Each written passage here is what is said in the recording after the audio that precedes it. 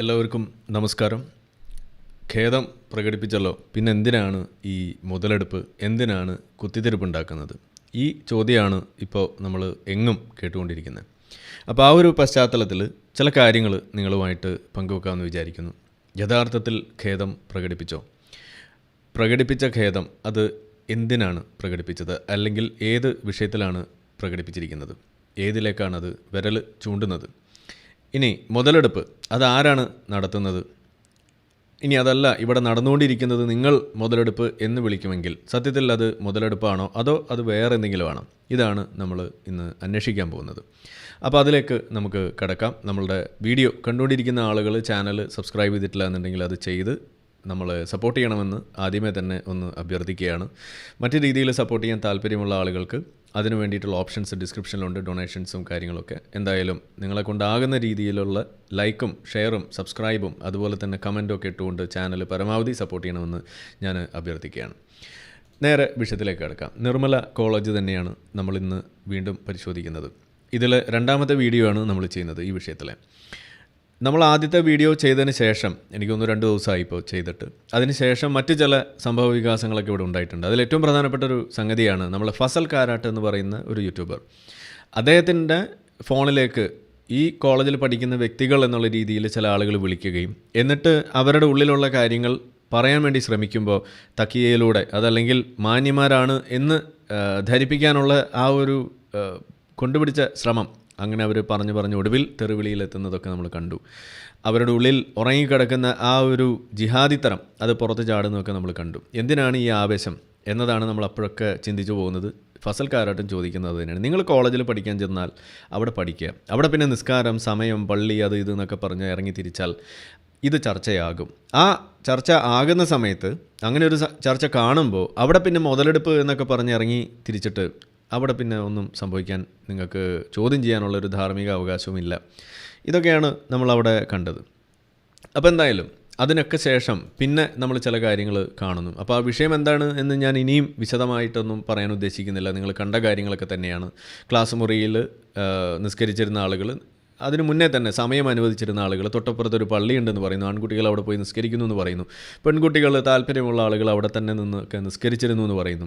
പക്ഷേ പെട്ടെന്ന് അതിൽ കുറച്ച് കുട്ടികൾക്ക്, വിദ്യാർത്ഥിനികൾക്ക് ഒരു പ്രത്യേക നിസ്കാര മുറി വേണമെന്നൊക്കെ പറയുകയും അതിനുവേണ്ട ഒരു കത്ത് കൊടുക്കുകയും അത് പ്രിൻസിപ്പാൾ നിരസിക്കുകയും ഒക്കെ ചെയ്തതൊക്കെയാണ് ഇവിടെ വിഷയമായിട്ട് മാറിയത്. എന്തായാലും അതിൽ വലിയ തോതിൽ വിദ്യാർത്ഥി ഐക്യം, സിന്ദാബാദ് എന്നൊക്കെ പറഞ്ഞുകൊണ്ടുള്ള മുദ്രാവാക്യം വിളിയും അവിടെ കുട്ടികൾ വന്ന് നിന്ന് പറയുന്നൊക്കെ നമ്മൾ കണ്ടു. സംഗതി വലിയ നിസ്കരിക്കുന്ന മുസ്ലിം കുട്ടികളാണ്, പക്ഷേ തലയിൽ തട്ടൊന്നിട്ടില്ല, തട്ടമിടടി എന്നൊക്കെ നമ്മൾ വേണമെങ്കിൽ പറയാം. പോട്ടെ, എന്തായാലും നമ്മൾ അത് ഇടരുതെന്ന് പറയുന്ന ആളായതുകൊണ്ട് നമ്മൾ മിണ്ടുന്നില്ല. എന്തായാലും അങ്ങനെയൊക്കെ ചെയ്ത് വലിയ സംഭവം ഒക്കെ ഉണ്ടാക്കി. അതിൻ്റെ ഇടയിൽ നമ്മൾ ഒരു ആരോപണം നമ്മൾ കണ്ടു. അതായത് ഇവിടുത്തെ SFI അവർ ഇതിന് വേണ്ടിയിട്ട് നിന്നു, MSFൻ്റെ ഒപ്പം നിന്നു എന്നൊക്കെയുള്ള രീതിയിലും കൂടി നമ്മളിവിടെ പറയേണ്ടത് ഞാനും കഴിഞ്ഞ വീഡിയോയിൽ പരാമർശിച്ചിരുന്നു. കാരണം നമ്മൾ കണ്ട വാർത്തകളൊക്കെ അങ്ങനെ തന്നെയാണ്. അപ്പോൾ അങ്ങനെ ഇരിക്കുകയാണ് പല ആളുകളും വീണ്ടും അതിലെ ചില മാറ്റങ്ങൾ വന്നതിനെക്കുറിച്ചൊക്കെ നമ്മൾ അറിയിക്കുന്നു. അതിലേറ്റവും പ്രധാനപ്പെട്ട ഒരു സംഗതിയാണ് പ്രിൻസിപ്പൾ തന്നെ അവിടെ പ്രഖ്യാപിക്കുന്നു, ഇങ്ങനെ ഒരു ഉദ്ദേശമില്ല, അവിടെ മുറി കൊടുക്കാൻ ഉദ്ദേശിക്കുന്നില്ല എന്നുള്ള രീതിയിലേക്ക് കാര്യങ്ങൾ വരുന്നു. അവിടെ കാത്തലിക് കോൺഗ്രസ് അവരുടെ കുറിപ്പ് ഇറങ്ങുന്നു. നമ്മൾ കഴിഞ്ഞ തവണ വായിച്ചതാണ്, നിങ്ങൾക്ക് വേണ്ടവർക്ക് വീഡിയോ പോസ് ചെയ്തിട്ട് വായിക്കാം. അപ്പോൾ ഈ തരത്തിലുള്ള സംഭവങ്ങളൊക്കെ ഉണ്ടായി. അതിനുശേഷമാണ് നമ്മൾ കണ്ടത് ഈ പ്രശ്നമൊക്കെ ഉണ്ടായി. ഏതാണ്ട് ഒരു 3-4 ദിവസം കഴിഞ്ഞപ്പോൾ SFI മെല്ലെ തലപൊക്കി എന്നിട്ട് പറഞ്ഞു, മൂവാറ്റുപുഴ നിർമ്മല കോളേജിൽ ഒരു പ്രത്യേക മതവിഭാഗം, നമ്മൾ ശ്രദ്ധിക്കണം, പ്രത്യേക മതവിഭാഗം ആരാധന നടത്താൻ വേണ്ടി, ആരാധന എന്നാണ് പറയുള്ളൂ, നിസ്കാരം എന്നൊന്നും പറയില്ല, SFI സമരം നടത്തിയെന്ന വ്യാജ പ്രചരണം അവസാനിപ്പിക്കണം എന്ന് പറഞ്ഞിട്ട് SFI എന്നുവെച്ചാൽ പ്രശ്നം കൈവിട്ട് പോയി. ആളുകൾ ഇതേപോലെ വലിയ ചർച്ചയാക്കുന്നു, സമൂഹത്തിൽ വലിയ തോതിൽ ഇത് ചർച്ചാ വിഷയമാകുന്നു. ഇസ്ലാം എയറിൽ കയറുന്നു. പ്രധാനമായിട്ടും എന്തുകൊണ്ട് തൊട്ടടുത്ത പള്ളിയിൽ പെൺകുട്ടികൾക്ക് അവസരം കൊടുക്കുന്നില്ല എന്ന ചോദ്യമാണ് ഇവിടെ സത്യത്തിൽ പൊന്തി വന്നത്. ഇതോടുകൂടി ഉസ്താദുമാർ വരെ കുടുങ്ങുന്ന അവസ്ഥ. ഇസ്ലാം അവിടെ പ്രതിക്കൂട്ടിലായി. എന്നുവെച്ചാൽ നമ്മൾ ശബരിമല സ്ത്രീ പ്രവേശനത്തിന് വേണ്ടിയിട്ട് മതിൽ കെട്ടാൻ പോയിട്ടുള്ള ആളുകളും അതിനു വേണ്ടിയിട്ട് മറ്റേ മേസ്തിരിപ്പണിക്ക് പോയിട്ടുള്ള ആളുകളൊക്കെയാണ്. പക്ഷേ അവർ മറന്നുപോയി, തൊട്ടപ്പുറത്തുള്ള പള്ളിയിൽ പെണ്ണുങ്ങൾക്ക് കയറാനുള്ള അവകാശമില്ല എന്ന കാര്യം അവർ മറന്നുപോയി. അപ്പോൾ ഇതുപോലെ കാണുന്നൊരവസ്ഥയും കൂടിയൊക്കെ വന്നപ്പോൾ മൊത്തത്തിൽ ഇത് കയ്യിൽ നിന്ന് പോകുമെന്ന് മനസ്സിലായപ്പോൾ ഇത് സത്യത്തിൽ ഒരു വല്ലാത്തൊരു അവസ്ഥയിലേക്കാണ് നമ്മളുടെ ഇടതുപക്ഷത്തിനെ കൊണ്ടെത്തിച്ചത്. അതായത് ഇതിനോടൊപ്പം നിന്നാൽ രണ്ട് കാര്യങ്ങൾ പറയേണ്ടതായിട്ട് വരും. വിദ്യാർത്ഥികളോടൊപ്പം നിന്നാൽ അത് വിദ്യാലയത്തിൽ, ആ കോളേജിൽ ആരാധനാലയം അല്ലെങ്കിൽ ഇവിടെ ഈ പറഞ്ഞ പോലെയുള്ള പ്രത്യേക മതവിഭാഗം, ഇസ്ലാം എന്ന് പറയില്ല, അവരുടെ ആരാധന, നിസ്കാരം എന്നും പറയാൻ കഴിയില്ല, അതിനു വേണ്ടിയുള്ള ആ സമരത്തോടൊപ്പം നിൽക്കണം. ഇത് നിന്നാൽ അത് പ്രശ്നമാണ്. കാരണം അവർ പണ്ട് പൂജയ്ക്ക് എതിരെ നിന്ന് പൂജാരീനെ തല്ലിയില്ല എന്നേ ഉള്ളൂ, ആ സാധനങ്ങളൊക്കെ എടുത്ത് എറിയുകയും മറിക്കുകയൊക്കെ ചെയ്തിട്ടുള്ള ആളുകളാണ്. അപ്പോൾ അതിനോടൊപ്പം നിൽക്കാൻ പറ്റില്ല. ഇനി നിന്നില്ല എന്നുണ്ടെങ്കിൽ, മാനേജ്മെൻറ്റിനോടൊപ്പമാണ് നിൽക്കുന്നത് എന്നുണ്ടെങ്കിൽ അവിടെ എന്താ പ്രശ്നം? മാനേജ്മെൻറ്റ് എടുത്തു പറയുന്നൊരു കാര്യമുണ്ട്. 300 മീറ്റർ അപ്പുറം പള്ളിയുള്ളപ്പോൾ അതിനകത്ത് ആ പെൺകുട്ടികൾക്ക് ഒരു ഗ്യാപ്പ് അങ്ങ് കൊടുത്താൽ പോരെ, അവരവിടെ പോയി നിസ്കരിക്കില്ലേ എന്ന് ചോദിച്ചാൽ അത് ഈ SFIക്കാരെ ഏറ്റുപാടേണ്ടി വരും. അതിനേക്കാൾ വലിയ പുലിവാലാണ്. എന്ന് വെച്ചാൽ ഇസ്ലാമിലെ നിയമത്തിൽ കൈകടത്തി എന്നൊക്കെ പറഞ്ഞിട്ടായിരിക്കും പിന്നെ പുകിൽ. അത് വേണ്ട, അത് നോക്കാൻ ഇവിടെ സമസ്ത ഉണ്ട്, സ്റ്റേജിൽ നിന്ന് കുട്ടികളെ ഇറക്കി വിടുന്ന സമസ്ത.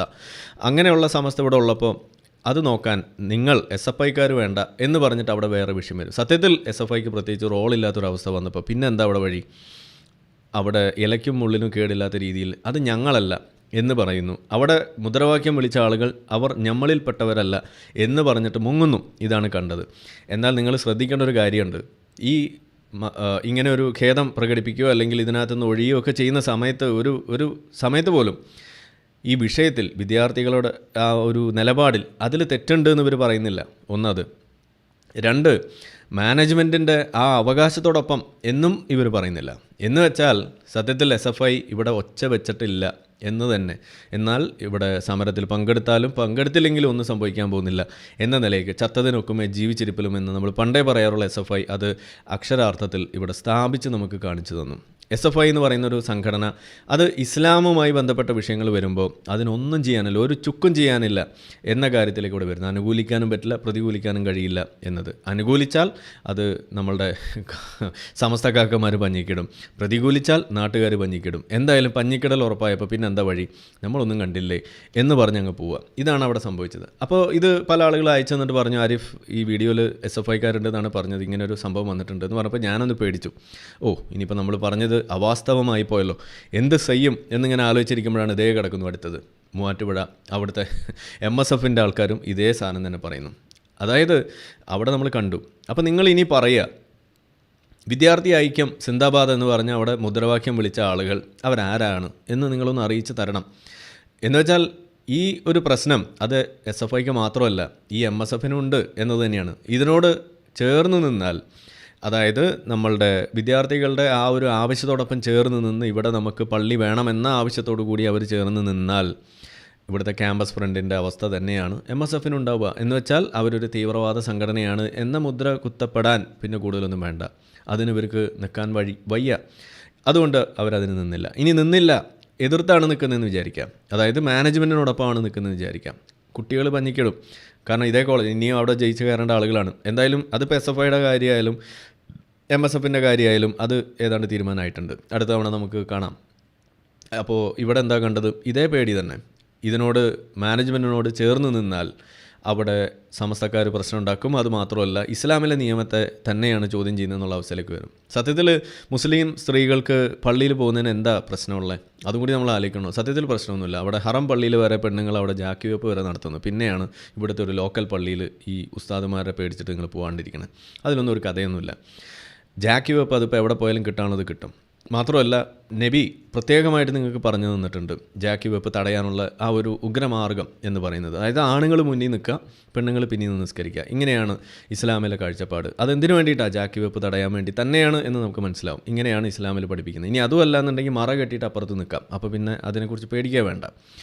അപ്പോൾ ഇങ്ങനെയൊക്കെയുള്ള സംഗതികൾ ഉണ്ടായിരിക്കെ ഇവിടുത്തെ മുജാഹിദ് പോലെയുള്ള പ്രസ്ഥാനങ്ങളൊക്കെ സ്ത്രീകൾക്ക് ഇങ്ങനെയുള്ള അവസരമൊക്കെ കൊടുക്കും എന്നും വന്നപ്പോൾ സുന്നികളിലെ ഈ EK വിഭാഗം പ്രത്യേകിച്ചും അവർ യാത്രക്കാരായ ആളുകൾക്ക് നിസ്കരിക്കാനുള്ള സൗകര്യമെന്നും പറഞ്ഞുകൊണ്ട് എല്ലാ പള്ളിയുടെയും മുന്നിൽ തന്നെ ഒരു ഒട്ടകക്കൂട് അവിടെ പണിത് വെച്ചിട്ടുണ്ട്. പട്ടി ഹറാമാണ്.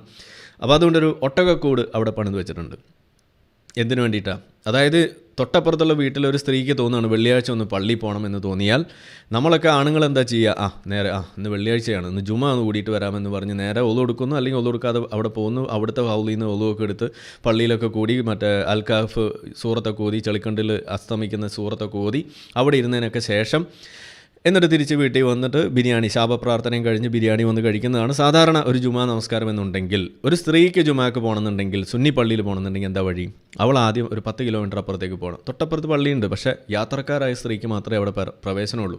അപ്പോൾ യാത്ര ചെയ്യണം ആദ്യം ഒരു 10-15 കിലോമീറ്റർ. ചുമ്മാ ഒന്ന് സൈക്കിൾ എടുത്തെടുക്കുന്നു, സൈക്കിൾ പറ്റില്ലല്ലോ, കാർ എടുത്ത് പോവുക, അല്ലെങ്കിൽ ഓട്ടോറിക്ഷയിൽ കയറി പോവുക, അല്ലെങ്കിൽ ബസ്സിൽ കയറി പോവുക, എന്നിട്ട് തിരിച്ചവിടെ വരിക. എത്തി എന്ന് പറഞ്ഞിട്ട് അതും ഈ പള്ളിയിൽ പോകാൻ പറ്റുമോ എന്നുള്ളതാണ് വേറെ പ്രശ്നം. വേറെ എവിടെയെങ്കിലും യാത്രക്കാരുടെ പള്ളി ഉണ്ടെങ്കിൽ അവിടെ വേണം കയറാൻ. ഇതൊക്കെയാണ് സ്ത്രീകളുടെ ഒരു പള്ളി കയറാനുള്ളൊരു ഗതികേട് എന്ന് പറയുന്നത്. ഇതൊക്കെയാണ് കേട്ടോ ഇസ്ലാമിലെ എംപവർമെൻറ്റ്. അതും കൂടി നിങ്ങൾ പറഞ്ഞു. അപ്പോൾ പറയും ഇത് മുല്ലമാരുണ്ടാക്കിയിരിക്കുന്നതാണ്. നിങ്ങൾ തീരുമാനിക്കും ഇത് ഏത് മുല്ലയാണെന്നുള്ളത്. മുഹമ്മദ് നബി എന്ന വലിയ മുല്ലയാണോ, അതോ നമ്മുടെ നാട്ടിലെ ബാങ്ക് കൊടുക്കണം മുക്രിക്കാക്കയാണോ ഈ മുല്ല എന്ന് നിങ്ങൾ തീരുമാനിക്കുക. എന്തായാലും നാട്ടിലെ പെണ്ണുങ്ങൾക്ക് പള്ളി കയറാൻ കഴിയില്ല എന്നുള്ളത് ഇതിനോടകം നാട്ടിൽ പാട്ടായിട്ടുണ്ട്. ആ ചോദ്യം ക്രിസ്ത്യാനികളായിട്ടുള്ള ആളുകളൊന്ന് ഉയർത്തിയിരിക്കുന്നു, മാനേജ്മെൻറ്റ് ഉയർത്തിയിരിക്കുന്നു. ഇന്ന് നാട്ടിലെ ആളുകൾ മൊത്തം പറഞ്ഞുകൊണ്ട് നടക്കുന്നു. നമ്മളും ഇപ്പോൾ ഇത് തന്നെയാണ് ചോദിക്കാനുള്ളത്. ഇതങ്ങ് ചെയ്താൽ പോരെ, എന്തിനാണ് വെറുതെ ആ കോളേജിൽ കയറിയിട്ട് ഇതേപോലെ കുത്തിത്തിരിപ്പുണ്ടാക്കുന്നത്? അപ്പോൾ ആരാണ് ഇതിൽ മുതലെടുപ്പ് ഉണ്ടാക്കാൻ നോക്കിയത്? ആരാണ് ഇതിനകത്തൊരു പ്രശ്നവൽക്കരിച്ച് ഇതുപോലെ ചർച്ചയാക്കാൻ വേണ്ടി നോക്കിയത് ആരാണ്? നിങ്ങൾ ചിന്തിക്കുക. ഉത്തരം നമുക്ക് ലാസ്റ്റ് പറയാം. അപ്പോൾ എന്തായാലും SFIക്കാർ പിൻവാങ്ങി അവർ ഖേദം പ്രകടിപ്പിച്ചപ്പോൾ ഞാനൊന്ന് ഞെട്ടിയെന്ന് പറഞ്ഞു. അത് MSFകാർ പോസ്റ്റ് ഇട്ടപ്പോൾ ആ ഞെട്ടൽ മാറി. കാരണം എന്താണ്? ഇതൊരു അടവ് നയം മാത്രമാണ്, ഇതിലൊരു കഴമ്പുമില്ല. അല്ലെങ്കിൽ നിങ്ങൾ കൃത്യമായിട്ട് ഒരു ലിസ്റ്റ് ഹാജരാക്കുക. അവിടെ പങ്കെടുത്ത നമ്മൾ ആ ചിത്രം കണ്ടല്ലോ, ആ ഓഫീസ് റൂമിന് മുന്നിൽ മുഴുവൻ നിറഞ്ഞു നിൽക്കുന്ന ആളുകൾ അവരാരാണ്, അവരുടെ ഐഡൻറ്റിറ്റി ഏതാണ്, ഏത് പാർട്ടിയുടെ ആളുകളാണ് അവരവിടെ നിന്ന് മുദ്രാവാക്യം വിളിച്ചത്, ഏത് വിദ്യാർത്ഥി ഐക്യത്തെക്കുറിച്ചാണ് പറഞ്ഞത് എന്നൊക്കെ നിങ്ങളൊന്ന് പറയൂ. അതല്ലാതെ അവർ തെക്കുബീർ അല്ലല്ലോ അവിടെ, തെക്കുബീർ വിളിച്ചു എന്നൊക്കെ പറയുന്നു. ഞാൻ ഏതായാലും കേട്ടിട്ടില്ല. ഉണ്ടെങ്കിൽ അത് വീഡിയോ ഷെയർ ചെയ്ത് തരാം, നമുക്കത് കേൾക്കാം. എന്തായാലും ഞാൻ കേട്ടത് മുഴുവൻ ഈ പറയുന്ന മലയാളത്തിലുള്ള സാധനങ്ങളാണ്. മാപ്പ് പറയിപ്പിക്കേണ്ടതെന്നൊക്കെയുള്ള ചോദ്യങ്ങളൊക്കെ നമ്മൾ കേട്ടു. അപ്പോൾ എന്തായാലും അതിനൊക്കെ ശേഷം പിന്നീട് ഇന്നലെയൊക്കെയായിട്ട് നമ്മൾ കാണുന്ന പുതിയ തരം ഖേദപ്രകടനങ്ങളാണ് ഇപ്പോൾ നമ്മൾ കണ്ടുകൊണ്ടിരിക്കുന്നത്. അതിൽ മഹല്ല് കമ്മിറ്റി മൂവാറ്റുപുഴ അവരുടെ ഒരു ഖേദം അറിയിച്ചു. അപ്പോൾ എന്താണ് ആ ഖേദം എന്ന് നമ്മളൊന്ന് അറിയണമല്ലോ, അത് നമുക്കൊന്ന് കേട്ടുകളയാം. എന്നിട്ട് ബാക്കി മൂവാറ്റുപുഴ താലൂക്കിലെ മുസ്ലിം ജമാഅത്തിലെ ലീഡിംഗ് ആയിട്ടുള്ള നഗരസഭാ വൃത്തിയിലുള്ള 2 മഹല്ലുകളുടെ ഈ ഓഡിയോ ഇത്ര ക്ലിയർ ഉള്ളൂ, ഒന്നും വിചാരിക്കരുത്.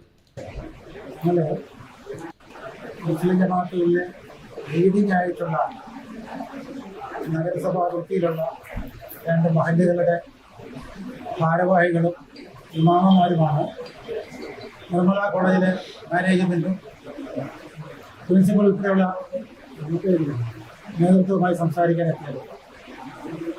വളരെ സൗഹാർദ്ദപരമായ അന്തരീക്ഷത്തിലാണ് അവരുമായി ചർച്ച നടന്നിട്ടുള്ളത്. ഏതെങ്കിലും തരത്തിൽ പുരോഗമനപരമായ ഒരു നടപടിയെക്കുറിച്ചോ അല്ലെങ്കിൽ ആശയങ്ങളെക്കുറിച്ചല്ല ഞങ്ങൾ സംസാരിച്ചത്. കോളേജിൽ കഴിഞ്ഞ ദിവസമുണ്ടായ സംഭവങ്ങൾ അനിഷ്ടകരമാണ് എന്നാണ് ഞങ്ങൾ സൂചിപ്പിച്ചിട്ടുള്ളത്. പ്രാർത്ഥനയ്ക്കും ആചാരാനുഷ്ഠാനങ്ങൾക്കുമൊക്കെ നിർദ്ദിഷ്ടമായ രീതികൾ ഇസ്ലാം മതം നിഷ്കർഷിച്ചിട്ടുണ്ട്. കുട്ടികൾക്ക് തെറ്റുപറ്റി എന്ന കാര്യം ഇവിടുത്തെ അധികാരികൾ മുമ്പിൽ അംഗീകരിക്കുന്നതിനും അതിൽ സമുദായത്തിൻ്റെ ഖേദപ്രകടനം നടത്തുന്നതിനും വേണ്ടി ആണ് ഞങ്ങൾ ഈ അവസരം ഉപയോഗിച്ചിട്ടുള്ളത്. സത്യത്തിൽ ഏതെങ്കിലും തരത്തിൽ ഏതെങ്കിലും കലാലയത്തിലെ വിദ്യാർത്ഥികളിൽ നിന്നോ അതല്ലെങ്കിൽ സമുദായവുമായി ബന്ധപ്പെട്ട ആളുകളിൽ നിന്നോ ചെറിയ ഒരു ലാഞ്ചനയെങ്കിലും തെറ്റായ രീതിയിൽ ഉണ്ടായിക്കഴിഞ്ഞാൽ അത് മുതലെടുക്കാൻ കുബുദ്ധികൾ കാത്തിരിക്കുന്ന ഒരു കാലമാണിത്. അതുകൊണ്ട് നമ്മുടെ കലാലയ അന്തരീക്ഷം, സാമൂഹ്യ അന്തരീക്ഷം, സാമുദായിക അന്തരീക്ഷം ഒന്നും നമ്മുടെ മേഖലയിൽ, കേരളത്തിൽ, രാജ്യത്ത് ഉണ്ടായിക്കൂടാ എന്ന വിശ്വാസത്തിൻ്റെ അടിസ്ഥാനത്തിലാണ് ചർച്ച നടത്തിയിട്ടുള്ളതും സംവാദം നടത്തിയിട്ടുള്ളതും. മൂവാറ്റുപുഴ മേഖലയിലെ ഇമാമന്മാരുടെ പ്രാതിനിധ്യമുള്ള ആളുകൾ, സമുദായത്തിൻ്റെ പ്രാതിനിധ്യമുള്ള ആളുകൾ എന്ന നിലയ്ക്കാണ് ഞങ്ങൾ 5 പേർ ഒരു പ്രാതിനിധ്യ സ്വഭാവത്തോടുകൂടി മാനേജറുമായി സംസാരിച്ചതും വളരെ സൗഹാർദ്ദപരമായി സന്തോഷത്തോടുകൂടി ആ ചർച്ച അവസാനിപ്പിച്ച് തിരികെയും വെച്ചത്. മൂവാറ്റുപുഴ നിർമ്മല കോളേജിൽ കഴിഞ്ഞ ദിവസം ഉണ്ടായ സംഭവത്തിൻ്റെ പേരിൽ സംഭവം എന്നു പറയുന്നില്ല, വഴിതെറ്റിയ ഒരു സംഭവം എന്ന് വിശേഷിപ്പിച്ച് ഞാൻ ആഗ്രഹിക്കുന്നു. അതിൻ്റെ പേരിൽ അണുവിട ഒരു ചലനം പ്രതിഷേധത്തിൻ്റെ പേരിലോ മറ്റൊരു അടിസ്ഥാനത്തിലോ ഉണ്ടാവാൻ പാടില്ല എന്ന് ആഗ്രഹിക്കുന്നു. സമുദായത്തെ അതിലേക്ക് ആരും വലിച്ചെടുക്കുന്ന സാഹചര്യം ഉണ്ടാവാൻ പാടില്ല എന്ന് അർത്ഥശങ്കയ്ക്കിടയില്ലാത്ത വിധം ഞങ്ങൾ എല്ലാവർക്കും വേണ്ടി ഒരു കൺഫ്യൂഷൻ അവതരിപ്പിക്കാൻ വേണ്ടി ഈ അവസരം. നന്ദി. Okay, music. ഓക്കെ, ഇത് സത്യത്തിൽ ഇത് കണ്ടപ്പോൾ എനിക്കൊരു സന്തോഷമൊക്കെ തോന്നിയിട്ടോ, ഇല്ലയെന്ന് ഞാൻ പറയുന്നില്ല. അതായത് നമ്മുടെ നാട്ടിൽ ഇങ്ങനെയുള്ള വിഷയങ്ങൾ ഉണ്ടാവുമ്പോൾ മുസ്ലിം സമുദായത്തിലെ പ്രധാനപ്പെട്ട ആളുകൾ വന്നു നിന്ന് ഇങ്ങനെ മാപ്പ് പറയേണ്ടി വരുന്നൊരു ഗതികേട് നിങ്ങളൊന്ന് ആലോചിച്ച് നോക്കൂ. എന്താണ് ഇവരെ ഇതിലേക്ക് എത്തിച്ചത് എന്ന് നിങ്ങളൊന്ന് ആലോചിച്ച് നോക്കൂ. അതായത് ആ വിദ്യാർത്ഥികൾ അത് ചെയ്തു വെച്ചൊരു കാര്യം. സത്യത്തിൽ ഇങ്ങനെ പറഞ്ഞ് വെക്കുന്ന കൂട്ടത്തിൽ നമ്മൾ ധരിക്കുക ഇതിൽ ഈ ഒരു പോസിറ്റീവ് സൈഡ്, നമ്മളിപ്പോൾ ഈ പറഞ്ഞൊരു പോസിറ്റീവ് സൈഡ് അത് വന്നു, അവർ വിദ്യാർത്ഥികളുടെ ഭാഗത്ത് തെറ്റുണ്ടായി എന്ന് സമ്മതിക്കുന്നു, ആ രീതിയിൽ കാര്യങ്ങൾ ചെയ്തു വെക്കുന്നൊരു അവസ്ഥയിലേക്ക് നമ്മുടെ സമൂഹം എത്തിയിട്ടുണ്ടെങ്കിൽ അതൊരു നല്ല മാറ്റമാണെന്ന് തന്നെയാണ് ഞാൻ പറഞ്ഞു വെക്കാം. നല്ല മാറ്റമാണ്. തുടർന്നും ഇത്തരം വിഷയങ്ങൾ ഉണ്ടാകുമ്പോൾ അതിപ്പോൾ നമ്മളുടെ ഓരോ തരം വിഷയങ്ങൾ, ഇപ്പോൾ നാർക്കോട്ടിക് ജിഹാദിൻ്റെ കാര്യം പറയുമ്പോൾ നമ്മൾ കഴിഞ്ഞ കുറച്ച് നാളുകൾക്ക് മുമ്പ് ഈരാറ്റുപേട്ടയിൽ ഇതുപോലെ കുറച്ച് കുട്ടികൾ കാണിച്ച പോക്കരിത്തരത്തെ കുറിച്ച് നമ്മൾ പറഞ്ഞു. അതിൽ അവസാനം മുഖ്യമന്ത്രി സമ്മതിച്ചു ആ പിടിക്കപ്പെട്ട കുട്ടികൾ മുഴുവൻ മുസ്ലിം കുട്ടികളാണെന്ന് പറഞ്ഞപ്പോൾ എന്തായിരുന്നു ഇവിടുത്തെ അവസ്ഥ നിങ്ങൾ ആലോചിച്ച് നോക്കൂ. അതേപോലെ അന്ന് ഈ വിഷയം ഉണ്ടായ സമയത്ത് അവിടെ ഒരു സർവകക്ഷി യോഗം വിളിച്ചിട്ട് അവർ സംസാരിച്ചത് എന്താണെന്നുള്ളത് നിങ്ങളൊന്ന് ആലോചിച്ച് നോക്കൂ. അവിടെ ആ കുട്ടികൾ, ആ സംഭവിച്ച പ്രശ്നം ഉണ്ടാക്കിയ കുട്ടികളെ അവരെ രക്ഷിക്കാൻ വേണ്ടിയിട്ടുള്ള ശ്രമം അതുതന്നെയായിരുന്നു ആദ്യഘട്ടങ്ങളിലൊക്കെ നടന്നിരുന്നത്. അതിനു വേണ്ടിയിട്ട് പള്ളി അന്ന് അവരോടൊപ്പം നിൽക്കുന്ന അവസ്ഥയാണ് നമുക്കന്ന് കാണാൻ സാധിച്ചത്. എന്നുവെച്ചാൽ കുട്ടികളെ തള്ളിപ്പറയാൻ അവർ മുന്നോട്ട് വരുന്നുണ്ടായിരുന്നില്ല തുടക്കത്തിൽ. ഞാൻ മനസ്സിലാക്കിയത് അങ്ങനെയാണ്. പിന്നീട് കുട്ടികളെ പിടിക്കപ്പെട്ടവർ മുഴുവൻ ഒരു സമുദായത്തിലെ ആളുകളാണ് എന്ന് വരുമ്പോൾ അത് ആ വാർത്ത പുറത്തു പറയാൻ പോലും പറ്റാത്ത അവസ്ഥയിൽ അവർ ഒളിപ്പിച്ചു വെക്കുന്ന കാഴ്ച അവസാനം മുഖ്യമന്ത്രി പറയുന്നൊരവസ്ഥ ഇതൊക്കെ നമ്മൾ കാണുകയാണ്. പിന്നീട് നമ്മൾ ലവ് ജിഹാദ് പോലെയുള്ള ആരോപണങ്ങൾ വീണ്ടും ശക്തി പ്രാപിക്കുന്നു. ഇങ്ങനെയുള്ള വിഷയങ്ങൾ ഓരോന്നും വരികയാണ്. മുസ്ലിം സമുദായത്തിലുള്ള ആളുകൾ ചെയ്തു കൂട്ടുന്ന പോക്കിരിത്തരങ്ങൾ. ഇനിയിപ്പോൾ നമ്മൾ കേൾക്കാൻ പോകുന്നത് പ്രധാനമായിട്ട് നമ്മളുടെ ഈ സ്വർണ്ണക്കടത്തുമായി ബന്ധപ്പെട്ടിട്ടുള്ള കാര്യങ്ങൾ. അതിപ്പോൾ ഏതായാലും കുറയുമെന്നാണ് തോന്നുന്നത്. കാരണം അതിൻ്റെ എക്സൈസ് ഡ്യൂട്ടിയൊക്കെ കുറച്ചതൊക്കെ ആയിട്ട് വാർത്ത കണ്ടു. അപ്പോൾ ഇനി അതിൽ വലിയൊരു ആകർഷണീയതയില്ല. പൊന്മുട്ടായി ഇടുന്ന താറാവുകളൊക്കെ ഇനി റെസ്റ്റ് എടുക്കാനാണ് സാധ്യത. അപ്പോൾ അങ്ങനെയുള്ള വിഷയങ്ങൾ അതെല്ലാം ഇവിടെ ചർച്ചയാകുമ്പോൾ അവിടെ ഒന്നും കഞ്ചാവ് കടത്തായാലും എന്തു തന്നെയായാലും അവിടെ മുസ്ലിം സമുദായത്തിൽ ഇതുപോലെയുള്ള നേതൃത്വങ്ങൾ, മഹല്ല് കമ്മിറ്റി ആയിക്കോട്ടെ അല്ലെങ്കിൽ ആരോ തന്നെ ആയിക്കോട്ടെ, അവരതിലേക്ക് കടന്നു വന്നുകൊണ്ട് പറയുന്ന കാഴ്ച ഇത് നടാടെയാണ് സംഭവിക്കുന്നത്. ഇതിന് മുന്നേ ഇങ്ങനെ ഉണ്ടായിട്ടില്ല എന്ന് ഞാൻ പറയും. അപ്പോൾ ഇതൊരു നല്ല മാറ്റമാണ്. പക്ഷേ ഇതിൻ്റെ വരികൾക്കിടയിൽ നമ്മൾ വായിക്കാൻ നിർബന്ധിതരാവുന്ന ഒരു ഘട്ടമുണ്ട്. കാരണം എന്താണ്? ഇവിടെ ഒരു വടംവലി മുസ്ലിം സമുദായത്തിൻ്റെ ഇടയിൽ തന്നെ നടക്കുന്നു. അതാണ് എന്തുകൊണ്ടാണ് ഞാനത് പറയേണ്ടി വരുന്നത്. കാരണം ആ പള്ളി അതൊരു സുന്നി പള്ളി ആയതുകൊണ്ടാണ് ഇപ്പോൾ ഈ പ്രശ്നം ഇതുപോലെ ചർച്ചയായി ഇവർ പെട്ടെന്ന് ഒരു ഖേദപ്രകടനത്തിലേക്ക് എത്തിയതെന്ന് ഞാൻ പറയും. അതൊരു സലഫി പള്ളിയായിരുന്നു എന്നുണ്ടെങ്കിൽ ഇതിങ്ങനെ ആയിരിക്കില്ല വരിക. കാരണം എന്താണ്? അവിടെ ഓൾറെഡി സ്ത്രീകൾക്ക് പോകാനുള്ള അവസരം ഉണ്ടാകുന്ന സമയത്ത് ഇങ്ങനെ ഒരു പ്രശ്നം ഉണ്ടായാൽ അത് വേറെ തലത്തിലേക്കായിരുന്നു പോവുക. ഏതായാലും തൽക്കാലം കഷ്ടിച്ച് നമ്മൾ രക്ഷപ്പെട്ടു എന്ന് വിചാരിച്ചാൽ മതി. ഇതുപോലുള്ള പ്രശ്നങ്ങൾ ഇതിന് മുന്നേയും ഉണ്ടാകാം, ഇനി ശേഷവും ഉണ്ടാകാം. അതിനുള്ള സാധ്യത ഇവിടെ ഉണ്ട്. നമ്മൾ കുറച്ച് നാളുകൾക്ക് മുന്നേ ഒരു മെഡിക്കൽ കോളേജിൽ വിദ്യാർത്ഥികൾ അവർക്ക് സർജറി ആ OT-യിൽ കയറുന്ന സമയത്ത് അവർക്ക് ഹിജാബ് ഇടണമെന്ന് പറഞ്ഞിട്ട് ഇതേപോലെ ഒരു വാദം അവർ ഉന്നയിച്ച് നമ്മൾ കണ്ടു. എന്തും എവിടെയും എങ്ങനെ നോക്കിക്കഴിഞ്ഞാലും മതത്തെ തിരുകാനുള്ള അവസരം അത് തേടിക്കൊണ്ടിരിക്കുക. ഇത് തന്നെയാണ് നമ്മൾ കണ്ടത്. അപ്പോൾ ഇവിടെ നമ്മൾ ഓർക്കേണ്ടത് ഇതിൽ പറഞ്ഞൊരു വാചകം തന്നെയാണ്, പ്രാർത്ഥനയ്ക്കും ആചാരങ്ങൾക്കും നിർദ്ദിഷ്ട രീതികൾ ഇസ്ലാം നിർദ്ദേശിച്ചിട്ടുണ്ട് എന്ന് പറഞ്ഞു വെക്കുന്ന ഒരു കാഴ്ചയും കൂടി നമ്മളവിടെ കണ്ടു. അതിലേക്ക് നമുക്ക് വരാനുണ്ട്. അതെന്താണ് ആ നിർദ്ദിഷ്ട രീതികൾ എന്നിവിടെ നമ്മൾ കാണണം. അവിടെയാണ് അത് പറയുമ്പോൾ ഇത് ഖേദം സത്യത്തിൽ പ്രകടിപ്പിച്ചത് എന്തിനാണ്, ഏത് ഘടകത്തിനാണ് ഖേദം അവിടെ അപ്ലിക്കബിൾ ആകുന്നത് എന്ന് നമ്മൾ പരിശോധിക്കണം. സത്യത്തിൽ ഇതൊരു ഖേദം തന്നെയാണോ എന്ന് നമ്മൾ നോക്കേണ്ടി വരുന്നത് അവിടെയാണ്. അപ്പോൾ നമുക്കറിയാം ഇത് മുതലെടുപ്പാണോ അതോ സമൂഹത്തിനുണ്ടായിട്ടുള്ളൊരു തിരിച്ചറിവാണോ എന്നുള്ളത്. ഞാൻ പറയുന്നു ഇത് സമൂഹത്തിനുണ്ടായിട്ടുള്ളൊരു തിരിച്ചറിവാണ്, ഇത് മുതലെടുപ്പല്ല. സമൂഹം ഇങ്ങനെയാണ് പ്രതികരിക്കുക. മാത്രമല്ല ഇത് ഇന്ത്യയിലായതുകൊണ്ടും കേരളത്തിലായതുകൊണ്ടുമാണ് ഇത് ഈ രീതിയിൽ ഇത് അവസാനിച്ചത്. ഈ തിരിച്ചറിവാണ് നമുക്ക് ഇതിൻ്റെ ഒപ്പം നമുക്ക് വേണ്ടത്. അവിടെയും ഇതിനെ മുതലെടുപ്പ് എന്ന് പറഞ്ഞുകൊണ്ട് ഈ വിഷയത്തെ ലഘൂകരിക്കാനും ഈ വിഷയത്തെ ചർച്ചയാക്കുന്നതിൽ നിന്നും തടയാനുമാണ് ഇവിടുത്തെ സംഘടനകളായാലും രാഷ്ട്രീയ പാർട്ടികളായാലും പുരോഗമനം പറയുന്ന ആളുകളായാലും ഒക്കെ ശ്രമിക്കുന്നത് എന്നുണ്ടെങ്കിൽ ഇത് കൈവിട്ടു പോവുക, ഇത് കൂടുതൽ ഗുരുതരമാവുകയാണ് ചെയ്യുക. ഏതായാലും ആ ഒരു തീയിലേക്ക് എണ്ണ കോരി ഒഴിക്കുന്നതിന് പകരം അല്പമെങ്കിലും ശമനമേകാൻ ആ മഹല്ല് കമ്മിറ്റിക്ക് ആയിട്ടുണ്ട് എന്ന് ഞാൻ വിശ്വസിക്കുന്നു. അതിൽ നമുക്ക് സമാധാനിക്കാം. അവരെ കൊണ്ടത് സാധിച്ചു എന്നുള്ളതിൽ നമുക്ക് സമാധാനിക്കാം. എന്നാൽ ഞാൻ പറഞ്ഞു ഇതിലെ ഇസ്ലാമിനകത്തുള്ള പ്രശ്നം. ഈ ഒരു കുറിപ്പ് നിങ്ങളൊന്ന് വായിച്ചു കഴിഞ്ഞാൽ നിങ്ങൾക്ക് ഏകദേശം ഒരു ധാരണ കിട്ടും. ഇത് സോഷ്യൽ മീഡിയയിൽ കറങ്ങി നടന്ന ഒരു സാധനമാണ്. മല്ലു മുസ്ലിം ക്ലബ് എന്ന് പറഞ്ഞിട്ട് സോഷ്യൽ മീഡിയയിൽ യുവാക്കൾ നടത്തുന്ന തരത്തിലുള്ള ഒരു പോസ്റ്റും ഇടയിലും കാര്യങ്ങളൊക്കെയാണ്. അവരതിനകത്ത് എഴുതി വെച്ചിരിക്കുന്ന ഒരു സംഗതിയാണ്. കോളേജിൽ നിസ്കരിക്കാൻ സമരം നടത്തിയവരോട്. ഓക്കെ, നിസ്കാരം അനിവാര്യമാണ് എന്നു കരുതി ഇമ്മാതിരി വിഡ്ഢിത്തരം കാട്ടിയല്ല അത് ചെയ്യേണ്ടത്. ഓക്കെ, അതായത് ചെയ്തത് വിഡ്ഢിത്തരമാണ്, പക്ഷേ നിസ്കാരം അതിനുവേണ്ടി കാര്യം ചോദിച്ചത് അവിടെയാണ് രണ്ടും രണ്ടായിട്ട് കാണണമെന്ന് ഇവർ തന്നെ പറഞ്ഞു വെക്കുന്നത്. നിങ്ങൾ പഠിക്കുന്നത് ഒരു ഇസ്ലാമിക മാനേജ്മെൻറ്റ് കോളേജിൽ അല്ല, ഓർക്കണം. നാളെ ഹിന്ദു വന്ന് അമ്പലം വേണമെന്ന് പറഞ്ഞാൽ കോളേജുകാരെന്ത് ചെയ്യും? നിങ്ങളുടെ ലക്ഷ്യം നല്ലതും മാർഗം ശരിയുമല്ലാതെയായി മാറി. അതായത് ലക്ഷ്യം നല്ലതാണ്, അതായത് നിങ്ങൾക്ക് നിസ്കരിക്കണം എന്ന ചിന്ത അത് നല്ലത് തന്നെയാണ്, പക്ഷേ മാർഗം ശരിയല്ലാതെയായി മാറി. അത് ചോദിച്ചതും അവിടെ പ്രിൻസിപ്പളിനെ ഖരാവോ ചെയ്തതും അത് ശരിയല്ല, അത് പ്രശ്നം തന്നെയാണ്. പ്രത്യേകിച്ച് മുസ്ലിങ്ങളെ അടിക്കാൻ കാത്തു നിൽക്കുന്ന ഈ ഘട്ടത്തിൽ ഇവിടെയാണ് ഈ പ്രശ്നം തുടങ്ങുന്നത്. അതായത് നമ്മുടെ സമൂഹത്തിൽ ഒരു പ്രശ്നം അല്ലെങ്കിൽ ഒരു വിഷയം ആരെങ്കിലും ചെയ്തു, അത് വിമർശന വിധേയമായാൽ അതിൻ്റെ അർത്ഥം എന്താണ്? ഉടനെ അവരെല്ലാവരും കൂടി കൊല്ലാൻ വരുന്നു എന്നാണോ? അത് ചെയ്തത് തെറ്റായി എന്നല്ലേ ഉള്ളൂ. ആ ചെയ്തത് തെറ്റായി. ഇപ്പം ഞാനിപ്പോൾ എന്തെങ്കിലും പറയുന്നു, ഒരു തെറ്റ് പറഞ്ഞു, അതിൻ്റെ അർത്ഥം എന്താണ്? ഞാൻ തെറ്റ് പറഞ്ഞു, അത് നിങ്ങൾ തിരുത്തുന്നു, ഇത്രയല്ലേ ഉള്ളൂ അതിനകത്ത്. അല്ലാതെ നിങ്ങൾ എന്നോട് ഏതെങ്കിലും വിധേന കാക്കാമാർ ചെയ്യുന്നുണ്ട് കേട്ടോ, അത് വേറെ കാര്യം. നമ്മളെന്തെങ്കിലും ഒരു അബദ്ധം നാക്കിന്ന് വന്നാൽ അത് വലിയ സംഭവമാക്കി മാറ്റാൻ. അത് കാരണം ഞാനിപ്പോൾ മനഃപൂർവ്വം അബദ്ധങ്ങളാണ് പറയാറുള്ളൂ, കാരണം ഇനി ഏതാണ് അബദ്ധമെന്ന് തപ്പി കണ്ടുപിടിക്കാൻ കഷ്ടപ്പെടണ്ടല്ലോ. എന്നാൽ നമ്മളത് കണക്കാക്കുന്നത് എങ്ങനെയാണ്? അത് സംഭവിക്കാം, അത് നമ്മളോടുള്ള സ്നേഹം കൊണ്ടാവാം, അത് ഇനി ആവർത്തിക്കാതിരിക്കാൻ വേണ്ടിയിട്ടാകാം, എന്തു തന്നെയായാലും അത് ആ രീതിയിൽ നമ്മൾ എടുക്കുന്നു. അതല്ലാതെ അവർക്ക് നമ്മളോട് വലിയ ദേഷ്യമാണ്, അവൻ മുസ്ലിമാണ്, അവൻ ഇസ്ലാമിസ്റ്റാണ്, തീവ്രവാദിയാണ്, അപ്പോൾ അവൻ എന്നെ കൊല്ലാൻ വേണ്ടിയാണ് ഇത് ചെയ്യുന്നത്, അങ്ങനെയല്ലല്ലോ നമ്മൾ കണക്കാക്കുന്നത്. നമ്മൾ പറഞ്ഞ തെറ്റ് അത് തെറ്റായതുകൊണ്ടാണ് ചൂണ്ടിക്കാണിക്കുന്നത് എന്ന് പറഞ്ഞ പോലെ ഇവിടെ കുട്ടികൾ ഈ ഒരു സംഭവം അത് ചെയ്യുമ്പോൾ അത് വിമർശിക്കുന്ന ആളുകൾ, നമ്മളായാലും ഇവിടുത്തെ മറ്റാര് തന്നെയായാലും, അത് മുഴുവൻ അവരെ അടിക്കാൻ വേണ്ടി കാത്തു നിൽക്കുന്ന ആളുകൾക്ക് എന്തോ ചെയ്തു കൊടുക്കുന്നു എന്നുള്ള രീതിയിലേക്ക് കൊണ്ടുവരുമ്പോൾ അവിടെ സൃഷ്ടിക്കപ്പെടുന്നതും വളർത്തിക്കൊണ്ടിരിക്കുന്ന എന്താണ്? എപ്പോഴും ഒരു എനിമി അവിടെ ഉണ്ട് എന്നൊരു ചിന്താഗതി. മുസ്ലിങ്ങളെ മുഴുവൻ ഇവിടെ ആരോ കൊന്നു തിന്നാൻ വേണ്ടി ഇങ്ങനെ കാത്തു നിൽക്കുകയാണ് എന്നൊരു ചിന്ത, അതും കൂടി ഇതിനകത്ത്, ആ ഭീതി വ്യാപാരം കൂടി ഇതിനകത്ത് നടക്കുകയാണ്.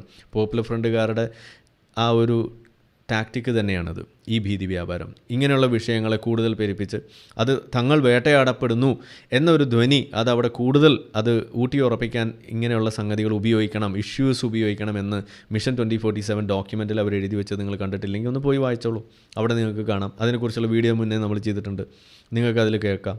അപ്പോൾ അടുത്തത്, നിങ്ങൾക്ക് ഇൻ്റർവെല്ലിൽ ഒരു മൂലയിലിരുന്ന് നിസ്കരിക്കാമായിരുന്നു, പുരുഷൻ പുറത്തു പോകാമല്ലോ. ഇനി സ്ത്രീകൾക്ക് സൗകര്യം വേണമെങ്കിൽ ഇവിടുത്തെ മഹലുമായി ബന്ധപ്പെട്ട് സൗകര്യം ചോദിക്കാമായിരുന്നു. ഇതാണ് ഹിക്മത്ത്. ഹിക്മത്ത് എന്ന് പറഞ്ഞു കഴിഞ്ഞാൽ അടവ് എന്ന് നമുക്ക് വേണമെങ്കിൽ പറയാം. ഇത് ഇപ്പോൾ ചോദിച്ചത് കിട്ടിയതുമില്ല. ആളുകൾ അള്ളാഹുവിനെയും ഇസ്ലാമിക നിയമങ്ങളെയും തെറി വിളിക്കാൻ നിങ്ങളൊരു കാരണമായി, അത്രയേ ഉള്ളൂ. ഇതാണ് അവിടെ സംഭവിക്കുന്നത്. ഒന്ന് ശ്രമിച്ചാൽ ക്ഷമിച്ച് എല്ലാം ചെയ്യാം. ഇത് ഇപ്പോൾ നമ്മളോട് സ്നേഹമുള്ളവർ പോലും നമ്മളുടെ ശത്രുക്കളാകും. നാളെ മുസ്ലിം കോളേജിൽ അമ്പലം കെട്ടിക്കൊടുക്കുവാൻ പറഞ്ഞാൽ കെട്ടിക്കൊടുക്കുമോ? കൊടുക്കാൻ കഴിയില്ല എന്ന് തന്നെയാണ് ഇവിടെ പറഞ്ഞു വെച്ചിരിക്കുന്നത്. കൊടുക്കാൻ കഴിയില്ല, കാരണം അതാണ് ഇസ്ലാം പഠിക്കുക. ജാക്കിർ നായിക് പറഞ്ഞിട്ടുണ്ട് 1+1 = 2. അതൊരിക്കലും 3 ആവില്ല, 5 ആവില്ല. അതുകൊണ്ടാണ് സൗദി അറേബ്യയിൽ അമ്പലം പണിയാൻ സൗകര്യം തരാത്തത്. അതുകൊണ്ടാണ് സൗദി അറേബ്യയിൽ ചർച്ച് പണിയാൻ സൗകര്യം തരാത്തത്. അവിടെ 1+1 അത് പള്ളി തന്നെയാണ്. പക്ഷേ ആ സാധനമൊക്കെ മാറിയിട്ടോ, ഇപ്പോൾ അവിടെ 2ഉം 3 വരാൻ തുടങ്ങിയിട്ടുണ്ട്. അമ്പലവും പള്ളിയൊക്കെ ഉടനെ അവിടെ വരും. അപ്പോൾ അവിടെ ഇവർ ചോദിച്ചു വെക്കുന്നത് എന്താണ്? നാളെ മുസ്ലിം കോളേജിൽ അമ്പലം കെട്ടിക്കൊടുക്കാൻ പറഞ്ഞാൽ കെട്ടിക്കൊടുക്കുമോ എന്ന് ചോദിച്ചു വെക്കുമ്പോൾ അതിൻ്റെ അർത്ഥം കെട്ടിക്കൊടുക്കില്ല എന്ന് ഇപ്പോഴേ തീരുമാനമായി എന്ന് തന്നെയാണ്. ഇല്ലല്ലോ, ഇതേപോലെ കോളേജിൽ പഠിക്കുന്നവർ നിസ്കാരമൊക്കെ സൂക്ഷിച്ച് ചെയ്യുക. ലക്ഷ്യം മാത്രം നന്നായാൽ പോരാ, മാർഗവും ശരിയാകണം. കോളേജിൽ ഇത് പറ്റില്ല. ഓക്കെ, ആ വാചകമാണ് ഇതിൽ നമ്മളെടുത്ത് ഒന്ന് പരിശോധിക്കണം, അല്ലെങ്കിൽ മനസ്സിലാക്കേണ്ടത്. കോളേജിൽ ഇത് പറ്റില്ല, ഓക്കെ. അതേപോലെ പ്രൈഡ് മാർച്ചും മറ്റും നിർത്തണം. നിയമം മുസ്ലിമിന് മാത്രമുള്ളതല്ലല്ലോ. അതായത് ഈ വിഷയത്തോടൊപ്പം അവർ നമ്മളുടെ ഹോമോഫോബിയ അതുപോലുള്ള സംഗതികൾ കൂടി ഇതിനകത്തേക്ക് ചേർത്ത് വെച്ചിട്ട് അതും നമുക്ക് പറ്റില്ല എന്ന് പറഞ്ഞിട്ട് ഒരു കൂട്ടി വെക്കൽ. ഇതാണ് ഇതിൽ കണ്ടത്. ഇപ്പോൾ ഇതിൽ ഒരു വാചകമാണ് എന്നെ ഈ സാധനം ഇവിടെ വായിക്കാൻ വേണ്ടിയിട്ട് ഇവിടെ നിർബന്ധിച്ചത്. അത് ഇത്രയേ ഉള്ളൂ. ലക്ഷ്യം മാത്രം നന്നായാൽ പോരാ, മാർഗവും ശരിയാകണം എന്നത്. അപ്പോൾ ഇതിലെന്താണ് ലക്ഷ്യം? ഇതിലെന്താണ് മാർഗം? ഇതിലെ ലക്ഷ്യമെന്ന് പറയുന്നത് കോളേജിൽ നിസ്കരിച്ചിരിക്കുക എന്നതാണ്. ഇതിലെ മാർഗം എന്താണ്? ഇപ്പോൾ നമ്മൾ കണ്ടത് തെറ്റായ മാർഗം, പാളിപ്പോയ മാർഗം. എന്നാൽ ശരിയായ മാർഗ്ഗം എന്താണ്? ഇതിൽ തന്നെ പറഞ്ഞു, നിങ്ങൾ മൂലയിൽ നിന്ന് നിസ്കരിക്കുക, അതുപോലുള്ള കാര്യങ്ങൾ. നമുക്ക് ഒരു വീഡിയോ ഇതിനകത്ത് പ്ലേ ചെയ്യാനുണ്ട്. അതിൽ കുറച്ചുകൂടി ക്ലിയറായിട്ട് ഈ മാർഗ്ഗം പറഞ്ഞു തരുന്നത്, എങ്ങനെയാണ് ആ മാർഗ്ഗം എന്നുള്ളത്. അതും കൂടി നമുക്ക് കാണുമ്പോൾ നിങ്ങൾക്കൊരു ധാരണ ഏകദേശം കിട്ടും. അപ്പോൾ അവിടെയാണ് നമുക്ക് ഈ ഒരു വാചകം, പ്രാർത്ഥനയ്ക്കും ആചാരങ്ങൾക്കും നിർദ്ദിഷ്ട രീതികൾ ഇസ്ലാം നിർദ്ദേശിച്ചിട്ടുണ്ട് എന്ന് പറയുമ്പോൾ അതെങ്ങനെയാണ് പ്രാവർത്തികമാക്കേണ്ടത്, പ്രവർത്തനവൽക്കരിച്ചുകൊണ്ട് നമ്മളത് ആ രീതിയിൽ പോയി കഴിഞ്ഞാൽ അത് നമുക്ക് ഫേവറബിളായിട്ട് മാറും എന്നും കൂടി അവിടെ മനസ്സിലാക്കി കൊടുക്കുന്ന തരത്തിലുള്ള അധ്യാപനങ്ങൾ അത് ഈ മേഖലകളിലുള്ള ആളുകൾ, അറിവുള്ള ആളുകൾ കുട്ടികൾക്ക് പകർന്നു കൊടുക്കുന്നു. അപ്പോൾ ഞാനിവിടെ പറയുമ്പോൾ നിങ്ങൾ ധരിക്കും ഈ ആവശ്യം ഉന്നയിച്ച പെൺകുട്ടികൾ, അവിടെ സമരം ചെയ്ത കുട്ടികൾ, അവരെല്ലാവരും തീവ്രമായ ഇസ്ലാമിക ചിന്തയും കൊണ്ട് നടക്കുന്ന ആളുകളാണ് എന്ന് ആരും ധരിക്കരുത്. അവിടെയാണ് നമ്മൾ ശരിക്കും ഇതിൻ്റെ വിഷയം നമ്മൾ മനസ്സിലാക്കേണ്ടത്. അതായത് മുസ്ലിം സമുദായത്തിൽ കണ്ടുവരുന്നൊരു കാര്യം എന്ന് പറയുന്നത് അന്ധമായ ഒരു തരത്തിലുള്ള ഒരു ഫോളോയിങ് രീതിയാണ് ഇസ്ലാമിൽ നിലനിൽക്കുന്നത്. എന്ന് വെച്ചാൽ ഞാനൊരു കാര്യം പറയുന്നുണ്ടെങ്കിൽ മുസ്ലിം ആയിരിക്കും, നമ്മുടെ കോയ കോളിങ്ങിലൊക്കെ നിങ്ങൾ കണ്ടിട്ടുണ്ടാവും. അതായത് വളരെ ആത്മാർത്ഥതയോടുകൂടി, ആത്മവിശ്വാസത്തോടു കൂടി, ധൈര്യത്തോടു കൂടി മണ്ടത്തരം വിളിച്ച് പറയുന്നത് നിങ്ങൾ കണ്ടിട്ടുണ്ടാവും. എന്താണ് ആ ധൈര്യത്തിൻ്റെ ഉറവിടം? ആ ധൈര്യത്തിൻ്റെ ഉറവിടം എന്ന് പറഞ്ഞാൽ അവർക്ക് മുകളിലുള്ള ഉസ്താദ് അത് ആവർത്തിച്ച് പറയുന്നു എന്നതുകൊണ്ട് മാത്രമാണ്. അതുകൊണ്ട് മാത്രമാണ് അവർക്ക് ആ ധൈര്യം കിട്ടുന്നത്. അവരോട് ആരോ പറഞ്ഞിട്ടുണ്ട് ഈ ആയത്ത് യുദ്ധസന്ദർഭത്തിലാണ്, അപ്പോൾ ആരെവിടെ ചോദിച്ചാലും യുദ്ധസന്ദർഭത്തിലാണ് എന്ന് അവരങ്ങ് വെച്ച് കീച്ചും. തിരിച്ച് നമ്മൾ ചോദിക്കണം ഏത് യുദ്ധത്തിൻ്റെ സന്ദർഭം എന്ന് ചോദിച്ചാൽ കുടുങ്ങി, അവർക്ക് അറിയില്ല. അത് അറിയണമെന്ന് വീണ്ടും ഉസ്താദിൻ്റെ അടുത്ത് പോയി ചോദിക്കണം. ഇതാണ് പ്രശ്നം. അപ്പോൾ നമ്മളെന്താ ചെയ്തത്? നമ്മൾ പിന്നെ ഉസ്താദിൻ്റെ അടുത്തേക്ക് പോകുന്നതിന് പകരം നമ്മൾ ഗൂഗിൾ എടുക്കുന്നു, സെർച്ച് ചെയ്യുന്നു ഏതാണ് ആ യുദ്ധ സന്ദർഭം. നമ്മൾ സെർച്ച് ചെയ്തപ്പോൾ കാര്യം മനസ്സിലായി, ഈ വിമർശിക്കുന്ന ആളുകൾ പറയുന്നതിലാണ് കാര്യം. അങ്ങനെ ഒരു യുദ്ധസന്ദർഭമില്ല എന്ന് നമ്മൾ മനസ്സിലാക്കണം. കാഫിറിനെ കണ്ടുകൊടുത്ത് വെച്ച് വെട്ടിക്കൊല്ലാൻ പറഞ്ഞത് ഒരു യുദ്ധസന്ദർഭത്തിലല്ല. ഇന്നും ജനം ടി വിയിലെ ചർച്ചയിൽ അബ്ദുള്ളയെ നമ്മൾ കണ്ടം വഴി ഓടിക്കുന്ന അവസ്ഥ ഉണ്ടായി. കാരണം കാഫിറിന് ഇസ്ലാം എന്ന് പറഞ്ഞു കഴിഞ്ഞാൽ വലിയ എന്തോ സാമാനമാണ്, അതിൽ എല്ലാ കാര്യവും പറഞ്ഞു വെച്ചിട്ടുണ്ട് എന്ന് പറഞ്ഞപ്പോൾ ഞാൻ പറഞ്ഞു അതെ, കാഫിറിനെ കൊല്ലണമെന്നും പറഞ്ഞു വെച്ചിട്ടുണ്ടല്ലോ എന്ന് പറഞ്ഞപ്പോൾ ആൾ ഉടനെ ഓതി, ഏത് നമ്മളുടെ ബക്കറയിലെ ആയത്ത് ഓതിയിട്ടാണ് അതിനെ വെളുപ്പിക്കാൻ വേണ്ടി. ഞാൻ പറഞ്ഞു ഇത് നിങ്ങളെന്തിനാ തൗബയിലെ കാര്യം ചോദിക്കുമ്പോൾ ബക്കറയിലെ ആയത്ത് എടുക്കുന്നതെന്ന് ചോദിച്ചപ്പോൾ പിന്നെ അവിടെ പ്രശ്നമായി. ആൾ പിന്നെ നമ്മൾ സംസാരിക്കാൻ തയ്യാറാവുന്നില്ല, ആൾ അവിടെ മൈക്കൊക്കെ ഊരി വെച്ച് ഓടുന്നു. ഇതാണ് കണ്ടത്. അപ്പോൾ എങ്ങനെയാണ് ഇത് ചർച്ചാ വിഷയമാകുന്നത്? എങ്ങനെയാണ് ചർച്ചാ വിഷയമായത്? ഈ തരികിടയാണ് കാലങ്ങളായിട്ട് ഇവിടെ കൊണ്ടു നടക്കുന്നത്. അപ്പോൾ ഞാൻ പറഞ്ഞു വന്നത്, ഇങ്ങനെയുള്ള കാര്യങ്ങൾ ഓരോ വിശ്വാസിയും കൊണ്ടു നടക്കുന്നത് അവർക്ക് മുകളിലുള്ള ആളുകൾ പറഞ്ഞു കൊടുക്കുന്നു, അവരത് ആവർത്തിക്കുന്നു എന്ന ഒറ്റ ധൈര്യത്തിൻ്റെ പുറത്താണ്.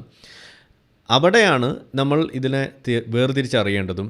ഈ വിശ്വാസികൾക്ക് ഈ ഉസ്താദുമാരായിട്ട് നടക്കുന്ന ആളുകൾ ഒരു കാരണവശാലും പറഞ്ഞു കൊടുക്കാൻ സാധ്യതയില്ലാത്ത കാര്യങ്ങൾ നമ്മൾ അവർക്ക് ഇതുപോലെ ചോദ്യരൂപേണ, സംശയമുണ്ടാക്കുന്ന രൂപേണ നമ്മൾ അവർക്ക് ഇതുപോലെ ആവർത്തിച്ച് അവരുടെ ഇടയിലേക്ക് എത്തിക്കാൻ വേണ്ടിയിട്ടുള്ള ശ്രമങ്ങൾ നമ്മൾ നടത്തിക്കൊണ്ടിരിക്കുന്നത്. അതിന് വേണ്ടിയിട്ടാണ് നമ്മൾ ഈ കോളിംഗ് പോലെ നടത്തുന്നത്.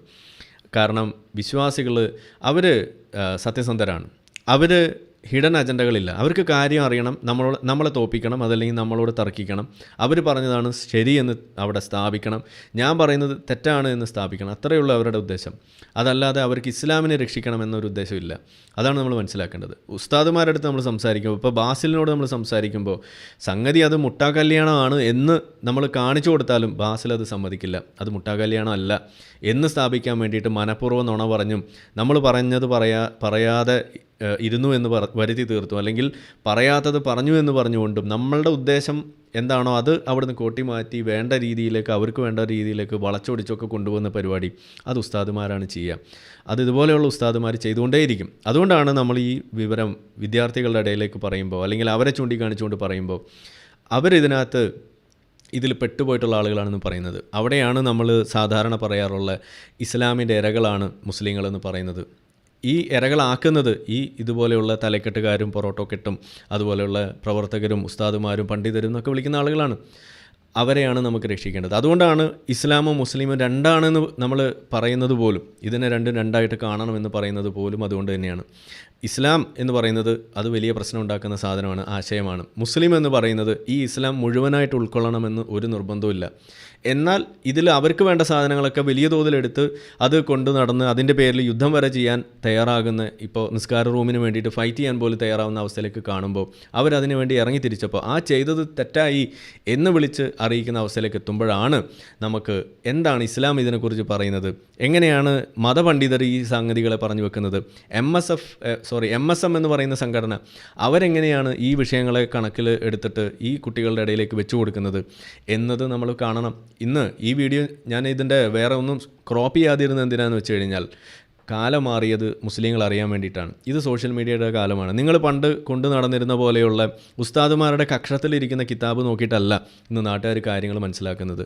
ഈ കിതാബുകളെല്ലാം ഓപ്പൺ സോഴ്സാണ്. ഇന്ന് എവിടെ നോക്കിയാലും നിങ്ങൾക്ക് കിട്ടും. ഇൻ്റർനെറ്റിൽ ഒരു ചെറിയ ഗൂഗിൾ സെർച്ച് കൊടുത്തു കഴിഞ്ഞാൽ നിങ്ങൾക്ക് വേണ്ടത് അതിലധികം നിങ്ങൾക്ക് ലഭിക്കുന്ന ഒരു കാലഘട്ടത്തിലാണ് നമ്മൾ ജീവിക്കുന്നത്. അതുകൊണ്ട് തന്നെ ഇന്ന് ഇതുപോലുള്ള കാര്യങ്ങൾ എടുത്തു വെച്ചുകൊണ്ട് എന്താണ് ഇസ്ലാം എന്ന് ആളുകൾക്ക് പഠിപ്പിച്ചു കൊടുക്കുന്നത് നിങ്ങളുടെ മുസ്ലിയാക്കന്മാരല്ല. അതിന്ന് മറ്റ് സമുദായക്കാരും മുസ്ലിങ്ങളായിട്ടുള്ള ആളുകൾ, സ്വതന്ത്ര ഇന്ത്യരായിട്ടുള്ള ആളുകൾ, ഇൻക്ലൂഡിങ് സംഘികളടക്കമാണ് ഇന്ന് ഇതെല്ലാം പ്രചരിപ്പിക്കുന്നത്. അപ്പോൾ എന്താണ് നിങ്ങളുടെ അകത്തളങ്ങളിൽ പറഞ്ഞു കൊടുക്കുന്നതെന്നുള്ളത് ഇന്നിവിടെ നമുക്കൊന്ന് കേൾക്കാം. കോഴിക്കോട് ജില്ലയിൽ പെൺകുട്ടികൾക്ക് വേണ്ടി നമസ്കാരവുമായി ബന്ധപ്പെട്ട് ക്ലാസ് എടുത്തു കഴിഞ്ഞ് 3 പെൺകുട്ടികൾ എഴുന്നേറ്റുന്നു. എന്നിട്ട് പറഞ്ഞു, സാർ ഞങ്ങൾ ഇന്ന് പഠിച്ചുകൊണ്ടിരിക്കുന്ന ഞങ്ങൾ 3 പേര് ഒരു കലാലയത്തിലാണ് പഠിച്ചുകൊണ്ടിരിക്കുന്നത്. ആ 3 പേരും പഠിക്കുന്ന ഞങ്ങളുടെ കലാലയത്തിൽ നിസ്കരിക്കാൻ സൗകര്യമില്ല. അതുകൊണ്ട് തന്നെ ളുഹറും അസറും ഞങ്ങൾ നിസ്കരിക്കല്ല. വീട്ടിൽ വന്നിട്ട് പിന്നെ ഞങ്ങൾ മഗ്രിബ് ഇശാക്ക് നിസ്കരിക്കും. ളുഹറും അസറും കലാലയമുള്ള അന്ന് ഞങ്ങൾ നിസ്കരിക്കാറില്ല. അപ്പൊ ഞാൻ അവരോട് കുറച്ച് സംസാരത്തിന് ശേഷം ലാസ്റ്റ് പറഞ്ഞു, നിങ്ങളൊരു കാര്യം ചെയ്യണം. നിങ്ങൾ 3 പേരും 3 ക്ലാസ്സിലാണല്ലോ. നിങ്ങൾ നാളെ ളുഹറിന് ശേഷം ഭക്ഷണം കഴിച്ച് എല്ലാവരും സ്വാഭാവികമായി ഉച്ചക്ക് ഇങ്ങനെ നാട്ടുവർത്തമാനങ്ങളോ ഗ്രൗണ്ടിൽ കൂടെ ഒക്കെ നടക്കുമ്പോൾ നിങ്ങൾ ഒന്നുണ്ടാക്കുക, വീട്ടിൽ നിന്ന് ചെറിയൊരു ഷാൾ കൊണ്ടുവരിക.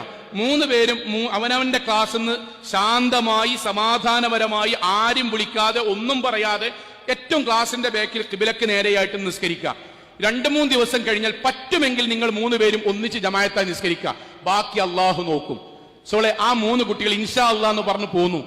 അവർ കലാലയത്തിലേക്ക് എത്തി. പിറ്റേ ദിവസം നമ്മൾ ക്ലാസ്സിൽ പറഞ്ഞ പോലെ അവർ ചെയ്തു. 2-ാമത്തെ 3-ാമത്തെ ദിവസമായപ്പോഴേക്കും അവർ ഒന്നിച്ച് നിസ്കരിക്കാൻ തുടങ്ങി. ആ ഒന്നിച്ച് നിസ്കാരം തുടങ്ങിയതോടുകൂടി ക്ലാസ്സിലുള്ള വ്യത്യസ്തങ്ങളായ കുട്ടികൾ വീട്ടിൽ നിന്ന് ഷാള് കൊണ്ടുവരാൻ തുടങ്ങി. അവർ നിസ്കാരം തുടങ്ങി. ക്ലാസിന്റെ പകുതി നിസ്കാരമായി. ഒരു ക്ലാസിന്റെ 3/4 ഭാഗവും ബെഞ്ചും ഡെസ്കും മാറ്റുന്ന ളുഹറിന്റെ സമയത്ത് നിസ്കാരമായി. അവസാനം PTA കൂടി അധ്യാപകരും എല്ലാവരും കൂടി തീരുമാനിച്ച് ഞങ്ങളുടെ മക്കൾക്ക് നിസ്കരിക്കാൻ സംവിധാനം വേണമെന്ന് പറഞ്ഞു. ഇന്ന് ആ കലാലയത്തിൽ 150 പെൺകുട്ടികൾക്ക് നിസ്കരിക്കാനുള്ള പള്ളി കയറ്റി. 3 പെൺകുട്ടികൾ അള്ളാഹുവിന്റെ കൂടെ. ഞങ്ങൾ ആരും ഈ കലാലയത്തിൽ ആരും ഒപ്പല്ലെങ്കിലും ഞങ്ങൾ 3 പേരും ദീനിന്റെ മാർഗത്തിൽ നിൽക്കുന്നു പ്രഖ്യാപിച്ചപ്പം അള്ളാഹ് കൊടുത്ത സമ്മാനാണ്. ആ സമ്മാനത്തിന് നേതൃത്വം നൽകേണ്ടവർ ആ ഹൈസക്കിൽ വന്ന കുട്ടികൾ. നിങ്ങൾ അതിന്റെ മാതൃകയുള്ള ആൾക്കാരാണ്. ഓക്കെ, ഇത് കേൾക്കുമ്പോൾ എനിക്ക് തമാശയാണ് കേട്ടോ. കാരണം എന്താ വെച്ചാൽ ഇവിടെ നിർമ്മല കോളേജിനെ രക്ഷിച്ചത് ആരാ? സത്യത്തിൽ ഈ വിഷയത്തിൽ അവർക്ക് തുണയേകിയത് ആരാണ്? അത് പൊതുജനമല്ല, അത് ആ സ്കൂളിലെ ആരുമല്ല, പ്രിൻസിപ്പാളല്ല, അവിടുത്തെ കത്തോലിക്ക സഭയല്ല, ആരുമല്ല.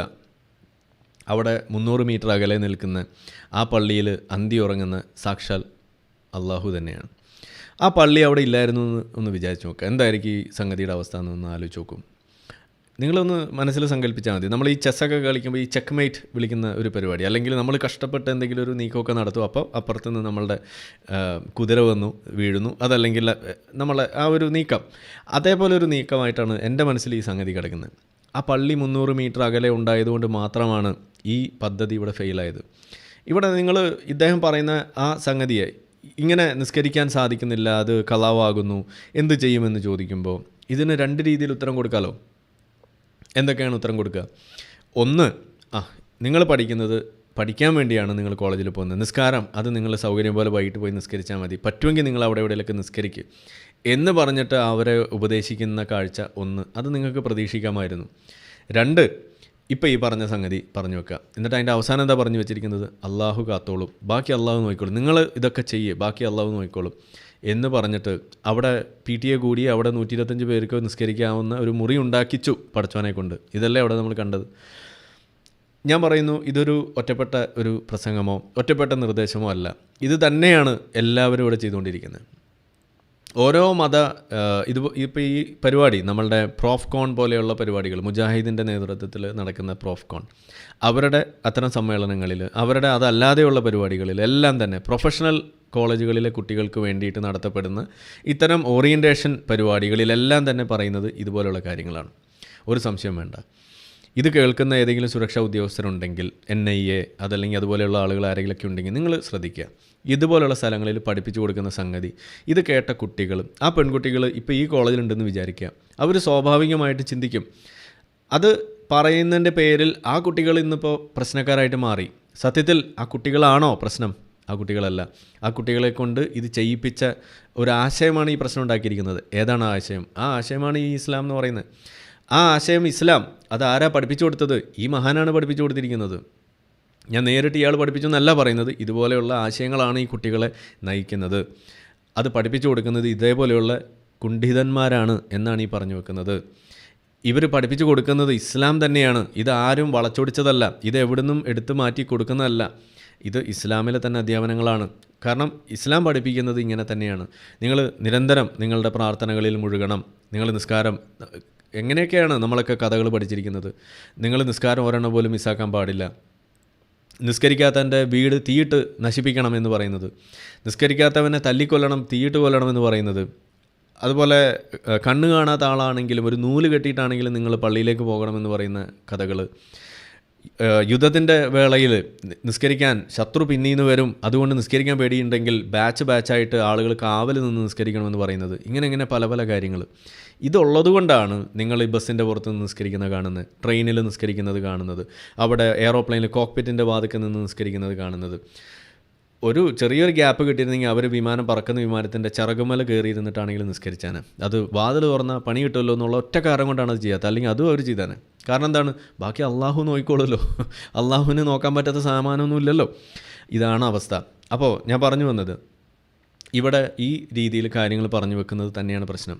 എന്നാൽ ഇവർ ഇത് ചോദിക്കുന്ന സമയത്ത് ഒരു വാക്ക്, നമ്മുടെ ചേകനൂർ മൗലവിയെ പോലെ ഒരു വാക്ക് പറഞ്ഞിരുന്നെങ്കിൽ, എന്താണ് ആ വാക്ക്?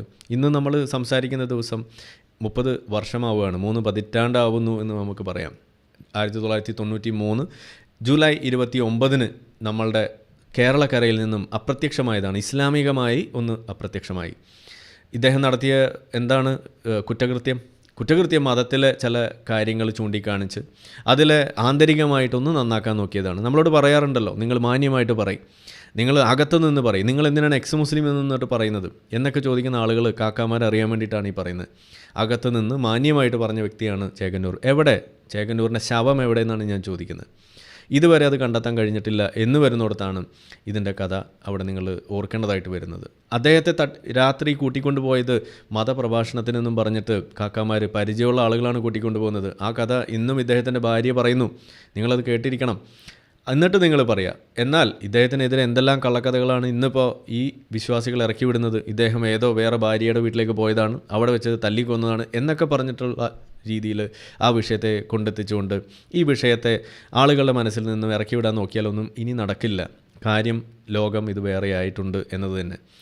ഈ വാർത്തകൾ നിങ്ങൾക്ക് അറിയാം. Ex Muslims of north America അവരുടെ പെർസിക്യൂഷൻ ട്രാക്കർ എന്ന് പറയുന്ന ഒരു വിഭാഗം അവരുടെ വെബ്സൈറ്റിൽ പോയി നോക്കിയാൽ ഇത്തരത്തിലുള്ള 100 കണക്കിന് വാർത്തകളെക്കുറിച്ച് നിങ്ങൾക്കറിയാം.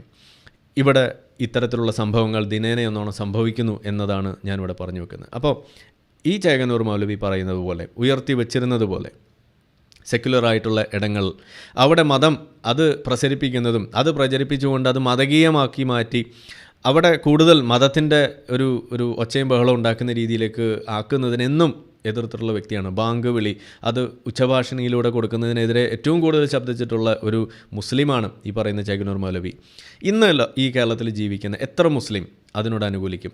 ഞാനിവിടെ ഓപ്പണായിട്ട് നിങ്ങളെ ഞാൻ ചലഞ്ച് ചെയ്യാണ്.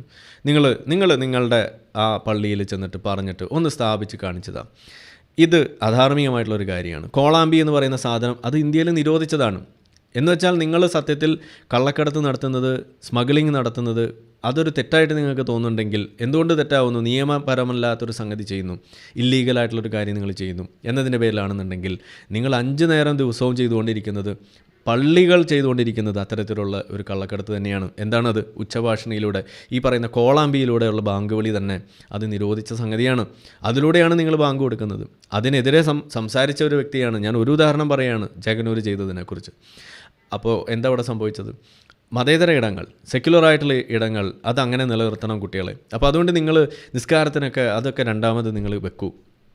നിങ്ങളത് വൈകിട്ട് പോയിട്ട് സൗകര്യം പോലെ നിസ്കരിച്ചാൽ അതായത് അല്ലെങ്കിൽ നിങ്ങൾ ക്ലാസ്സിൻ്റെ മൂലയിൽ എവിടെയെങ്കിലും നിന്ന് നിസ്കരിക്കുക എന്ന് പറഞ്ഞ് ആ കുട്ടികളെ തിരിച്ചയച്ചിരുന്നു എന്നുണ്ടെങ്കിൽ ഇന്നിപ്പോൾ ഇങ്ങനെ മാപ്പ് പറയേണ്ട, ഖേദം പ്രകടിപ്പിക്കേണ്ട അവസ്ഥ, ഗതികേട്, ഇസ്ലാം ഏറി കയറേണ്ട ഒരു ഗതികേട് ഉണ്ടാവുമായിരുന്നോ? അള്ളാഹുവിൻ്റെ കഴിവിനെക്കുറിച്ച്, അള്ളാഹുവിനെ രക്ഷിക്കേണ്ട ഒരു ബാധ്യത അത് ഈ കുറച്ച് പെൺകുട്ടികളുടെ കയ്യിലേക്ക് കൊടുക്കേണ്ട ഒരു ഗതികേട് ഉണ്ടാവുമായിരുന്നോ? ഇല്ല. ഇന്നിപ്പോൾ മൊത്തത്തിൽ നാറിയത് ആരാണ്? അള്ളാഹു തന്നെയാണ് നാറിയിരിക്കുന്നത്. അള്ളാഹുവിന് സ്വന്തം തൻ്റെ സൃഷ്ടികൾക്ക് നിസ്കരിക്കാനുള്ള ഒരു ഇടം കൊടുക്കാൻ പോലും കഴിയാത്തൊരു ആളായിട്ട് മാറിയില്ലേ? അതായത് യഹോവയുടെ മുന്നിൽ അള്ളാഹു തോറ്റ പോലെ ആയില്ലേ സത്യത്തിൽ? എന്തായാലും അതിനൊരു ശമനം കിട്ടാൻ വേണ്ടിയിട്ടാണ് ഞാൻ പറഞ്ഞത്. സത്യത്തിൽ ഇവിടെ ആ പള്ളിയെ, യഹോവയെ രക്ഷിച്ചത് ആരെന്ന് ചോദിച്ചു കഴിഞ്ഞാൽ അത് ഈ 300 മീറ്റർ അപ്പുറമുള്ള അള്ളാഹു തന്നെയാണെന്ന് നമ്മൾ പറയേണ്ടതായിട്ട് വരും. അപ്പം ഞാൻ ഇവിടെ അവസാനിപ്പിക്കുകയാണ്. ഈ വിഷയത്തിൻ്റെ ഗൗരവം എന്ന് പറഞ്ഞാൽ ഇതൊരു ഖേദപ്രകടനമായിട്ട് നിങ്ങൾക്ക് കാണാൻ കഴിയുമോ എന്ന് ചോദിച്ചാൽ ഞാൻ പറയുന്നു കഴിയില്ല. കാരണം എന്താണ്?